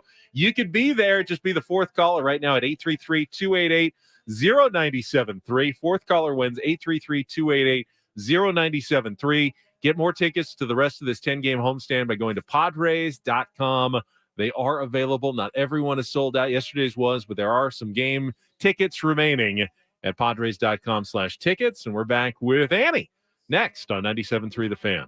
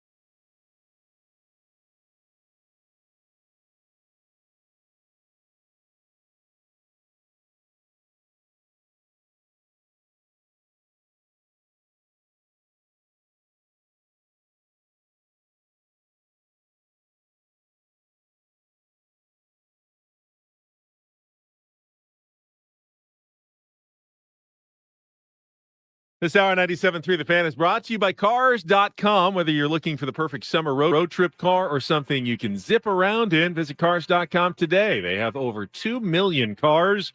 Your 2 million summer possibilities. Head to Cars.com. Check out the possibilities. Cars.com. Where to next? We are headed to talk to our friend Annie Heilbrunn. It's been too long. We will check in with Annie, talk some Padres right after our last check traffic here on 97.3 The Fan. From the premier Kia of Carlsbad Traffic Center, part of the premier auto family, here's Kelly Tannick. Not a bad wrap-up for our morning drive. Crashed the clearing stage in the North County, eastbound side of the 78, just before Nordall Road. Everything is over to the right shoulder. I'm Kelly Danica with Ben and Woods, San Diego's #1 sports station, 97.3 The Fan. She does the best interviews with Padres players, bar none. There was a Josh Hader one that came out, I think, last week. The Seth Lugo one has been my favorite. Disc golf and his hobbies and everything you find out about Padres players that you are always kind of curious about. Annie somehow gets them to reveal and spill a little bit more than I think anybody else does. And Annie Heilbrunn joins us right now on our Premier Chevrolet of Carlsbad Fan Hotline. Annie, good morning. Good morning, Ben, Woods, Polly. It's great to be on with you guys. Good to have you, my friend. How's everything? Everything is rolling along. You know, I feel like we've all aged a lot this season. Doesn't it seem like? We absolutely have. But it's good. How are you guys? We're good. We're doing great. Let me ask you, just, you don't have to spill all your secrets, but journalist to journalist, how do you get those guys to open up a little bit more? Because we all talk to athletes, and most of the time they're trying to say as little as possible when speaking to the media. I think that they've kind of taken on like a life of their own where, guys have seen other guys do them and kind of learned things about other guys. And so they've kind of saw, okay, this is kind of how these go. And I let them know beforehand, there's usually very little baseball talk and things like that. But I've gotten good buy-in this year, really good, fun interviews. And I love doing those. It's just, I learn a lot. Like I go in with a certain set of questions and abandon them, halfway through because so-and-so has said something about this or that. So it's been good with those. I really enjoyed them. And appreciate the compliment. Thank you for that. Talking to the great Annie Heilbrunn here on Ben and Woods this morning. And I know that attention makes you uncomfortable. I kind of feel the same way, Annie, but you do, huh? I do, actually. Attention makes you uncomfortable. It does make me uncomfortable. I'm surprised by that. It really does. I swear. That's why it's not Woods reads raps. It's Ben reads raps, my friend. But listen, everybody wants to know, kind of what's next for you, and without having to say too much or wanting to say too much. I know you. I know how you feel. Is it nice to see the rabid support that people want for you to be back on the Padres broadcast? Yes, and it really is. I typically don't take personal things public, if that makes sense, Sure. unless it's something funny that you can, make fun of me on or endearing or things like that. And so that's why I don't respond to a lot of those things or whatnot. But I see them and it really means a lot to me. Like my heart kind of grows 10 sizes just to hear that people are thinking or, have thought or send messages privately or publicly. And that I guess that they just, they care, and so, I don't expect people to notice that stuff, and so I really do appreciate it. I see them all. I would say that there's a fantastic broadcast team that goes on air every night on radio, on TV, in front of the camera, behind the camera. They do a lot of hard work to get that broadcast on air, and they do a great job. And they've been great to me throughout my career. And I just at the same time want to say that I really don't have any answers to give, but I just want to say that I appreciate to everyone that's been reaching out. Just I appreciate the sentiments and wanting a female and all that stuff. So it does mean a lot to me. I don't want a female. I want Annie on my there's a difference there. Thank Annie. you. Woods though, like if he just suddenly disappeared from this show, he hopes everyone immediately forgets him and no one wants him back because he doesn't want the attention. It's so true. I That swear. would be I so swear to God. embarrassing to him. Well, you won't see me in my basement doing a newsletter and YouTube show every day. That I promise you. Once I'm gone, I'm gone. You say You're not going to suck the last bit of spotlight out of your life? No, I'm good. I'm good. I've told all my stories. All right, Annie. I mean, we'll see about that. I'm telling you. I promise you. It's the team that no one can figure out. Yes. The last 2 days, they look like they could be World Series champs, taking on the team with the best record in the American League. Last week, you wonder how they ever win a game sometimes. It's almost impossible to figure out this team. Your just perspective on the inconsistency we've seen. It's been such a roller coaster. I mean, it's honestly, the puzzling looks on people's faces, from the staff to the coaches to the players. Like, I really think that at the beginning of the season, there was a sentiment of, okay, we're just going to snap out of this. Like, there is a confidence that these guys have that, like, they've all been through slumps. And yeah, it was weird that they were going through a collective slump, but there was this feeling of, this is baseball. This is baseball. We're going to snap out of it. And then when that didn't happen, the tone changed. And then I think that there became, that period of pressing and a little bit of a lot of frustration. And it's one of those things where, when kind of everybody, guys, like everybody up and down the lineup, as is going through it, maybe except for Ha-Seong Kim, for the most part, consistently. There's not a lot of like, in a clubhouse, you tend to have guys that are having a tough time or frustration, but then you have guys that are doing well and having success, and it just kind of ebbs and flows, and those places switch off, throughout the course of a season.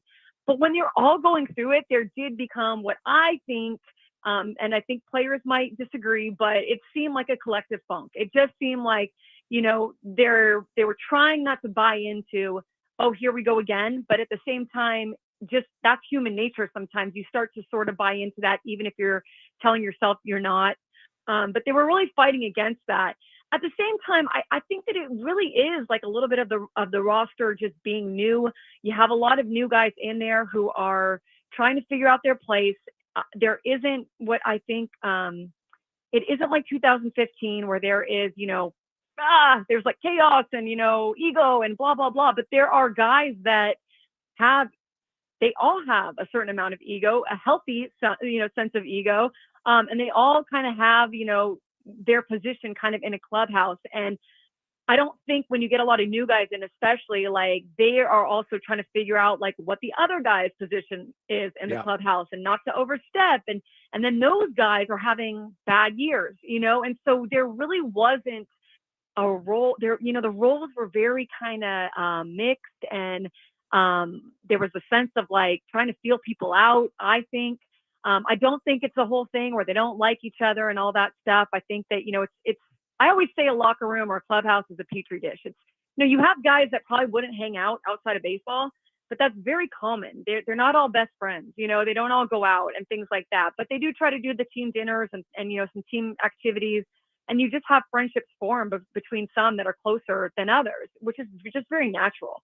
But last night, I think, and I'm sure you guys agree, like, you saw for the first time, like, they were having fun. Yes. And, it's a chicken or an egg thing, right? Like, with the intensity of play. But when I've watched the other teams that have come into town and dominated, or when they've gone, on the road and these other teams have dominated, like, those teams are having fun and they just have like a genuine, organic kind of, charisma to them. And we saw that in this team last year, but we really haven't seen that this year. Yeah, just the last couple of nights. I mean, it's looked markedly better. Talking to Annie Heilbrunn here on Ben and Woods this morning. What is your sense? And you're around the team in the clubhouse a lot. What do you think the players think about their skipper, Bob Melvin?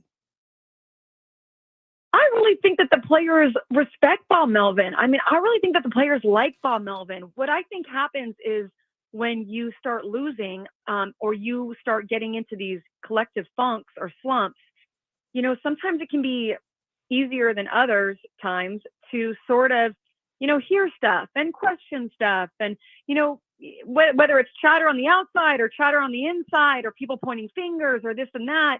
But everything that I've seen, and again, I kind of point to last year, like, the hard part that I have with people blaming Bob Melvin and stuff is, he's a fantastic manager, and I think San Diego's very lucky to have Bob Melvin personally. But second of all, like, these guys, I mean, last year, like we can't say enough about Bob Melvin. And just because they're losing this year, I don't think that you go and say, well, it's Bob Melvin. Like, this is a team that, was rallying around him last year. And I still think that they are. It's just that you're not seeing that sort of thing because they haven't been winning, and when you lose, just everything rolls downhill. And when you win, it hides all the cracks and deficiencies and things like that. But I personally think that Bob Melvin is not the issue here. And I think that there is a lot of respect for him. Annie Heilbrunn is with us from the UT on Ben and Woods here this morning. And you talked about the team having fun. Clearly, Fernando Tatis Jr. stealing home, and we saw his emotional reaction. This comeback season for Fernando, he's been hailed a lot for how he's handled it, how he's interacted with fans. He's come back and, showed some maturity and responsibility. But at the same time, I don't know that we've seen him completely let loose all season either and be the same player until yesterday. You've seen him as much as anyone. What have you kind of observed from Fernando Tatis Jr. and how he's kind of handled this whole year after being gone for so long? Yeah, he's really stuck to the intention that he had at the beginning of the season, which is that he's going to be himself, but he's going to kind of love the ups and the downs. Like the whole thing, and he said it a lot at the beginning of the season, is the good and the bad. I'm going to embrace the good and the bad. And honestly, a lot of times, if that's easy to say and it's harder to do, but he has, for the most part, embraced that. Like he's embraced the booze. He's embraced the chatter around him. He obviously has gone through a slump, right, over the last month or so. That's been really hard on him, I think. And I think it's just hard on any player. And I do think that there was probably, and I don't know this, I haven't talked to him about this, but I think that when he wasn't selected for the All-Star game, I think that maybe there was a little bit of a surprise there, a little bit of, and that's just kind of me, looking at it from the outside, because, his teammates and a lot of people around baseball thought he should have been in that as well, At the same time, like, he's handled the ups and downs really, really well. Bob Melvin and him have, formed a fun little relationship that I think has been cool to watch. And then, for Fernando, I really think that, like, he's, he gets inside himself a little bit, but he always comes back to, I love the game. The game is simple, and he just kind of waits for his moment, and he started to really get into, taking the pitch that he's getting, just going with the pitch that he's getting, which he's had success with now. Recently, but then last night, you have a game like last night, and he looks like the Fernando of old. He just looks like the guy that we know, and he's not going to do that every night, but it's like, it was fun to see that in him, right? Like, to see, like, hey, we know that guy. That's the guy that does that stuff, and I think that he needed that too. I think he needed to feel that. The smile came out. I mean, I tweeted a picture of it. It was one like we hadn't seen, filled up the stadium. It was incredible. Great to see him playing like that. And of course, always great to talk to our beloved Annie Heilbrunn. Thank you so much. Hey, thanks for having me, guys. Don't be pleasure. strangers. We'll see you at the ballpark. Talk to you soon. Be out there tomorrow night. I think I'm going to be out there as well this weekend. So hopefully we'll see you out there, Annie. Annie Heilbrunn on our Premier Chevrolet of Carlsbad fan hotline. Save money the right way with Premier Chevrolet of Carlsbad. Visit them today in the Carlsbad Auto Mall. Chevrolet, find new roads. Not really any scoreboard watching tonight in Major League Baseball. Padres 6:40 start, 5:40 pregame show. Diamondbacks first game of the 4-game series. There's only 2 other National League games. One of them's Mets Cardinals, so that's irrelevant. And then you got Brewers Dodgers. No Dodgers, right? And the Dodgers are going for their 11th straight win, but you kind of want them to. You kind of want the Brewers to lose. Yeah, right now, they lead the division, so the Padres aren't technically competing. But if it ever changed, they went on a slump, they might enter the wild card race at some point. So let's go Brewers. So there's really, like I said, not much in the way of scoreboard watching tonight. Good matchup though. Burns against Lance Lynn, which should be pretty dirty, old school. Those cats. We were talking during the break just about whatever magic sauce the Dodgers, put on their players when they arrive via trade at the trade deadline. It's like the opposite of what happens to Padres players. And I mean, it's consistent. It's a graphic. It blew my mind. I'm not kidding. It's consistent enough that obviously you want to look into it if you're a Padres executive. Like, what are the Dodgers doing? Why does Kike Hernandez magically become such a better player when he goes from the Red Sox to the Dodgers. Why does Ahmed Rosario hit 3 home runs and 385 at bats for the Cleveland Guardians, then hits 3 home runs and 51 at bats? Why does Lance Lynn have a 6.47 ERA down to a 2 with the Dodgers? He's been there 2 weeks. Why does Ryan Brazier have an almost 7.30 ERA down to a 1.16? Why does Joe Kelly have a 5 ERA down to a 0 ERA? Why does Jason Hayward have a 5.55 OPS to an 8.08 OPS?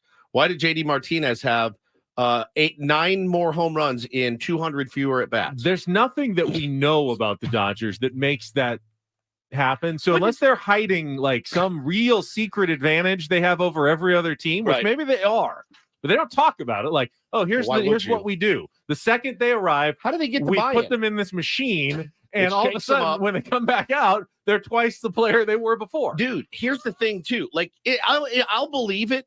When you're like, hey, they signed so-and-so, they work their ass off with them in the offseason, and then in spring training, guys get there for a day, and they're like, how does the magic waters work? You can say it's a culture. Culture is something you develop slowly over time. You don't instantly become a better player because you're dipped into the culture for 5 minutes. 5 minutes. It doesn't work that way. Lance Lynn, dominated his first start. He'd been there 15 minutes. They're like, here's the ball. He's like, oh, I'm a Dodger. You mean it's wild. I'm supposed to throw strikes, not balls? Oh, amazing. Why didn't You're anybody genius, tell me? this Dodgers. Why didn't anyone say this? So I don't know what it is. There's but a graphic. It's going around on social media. They It's won 10 in a row. absolutely mind-boggling to see it. Right after the trade deadline, I mean, you just they gotta win tip 10 the in a row. cap. It's crazy. And they didn't even make that big of moves. And it's just like, magic. All of their moves are big moves because they all work. Yeah. It's so stupid. We got Friday. Should be a Friar Friday. A lot of fun coming up. Coach and Braden standing by for executive producer Paul Reindl, for Stephen Woods. I'm Ben Higgins. Have a great rest of your Thursday from everybody here at San Diego's #1 sports station, 97.3 The Fan.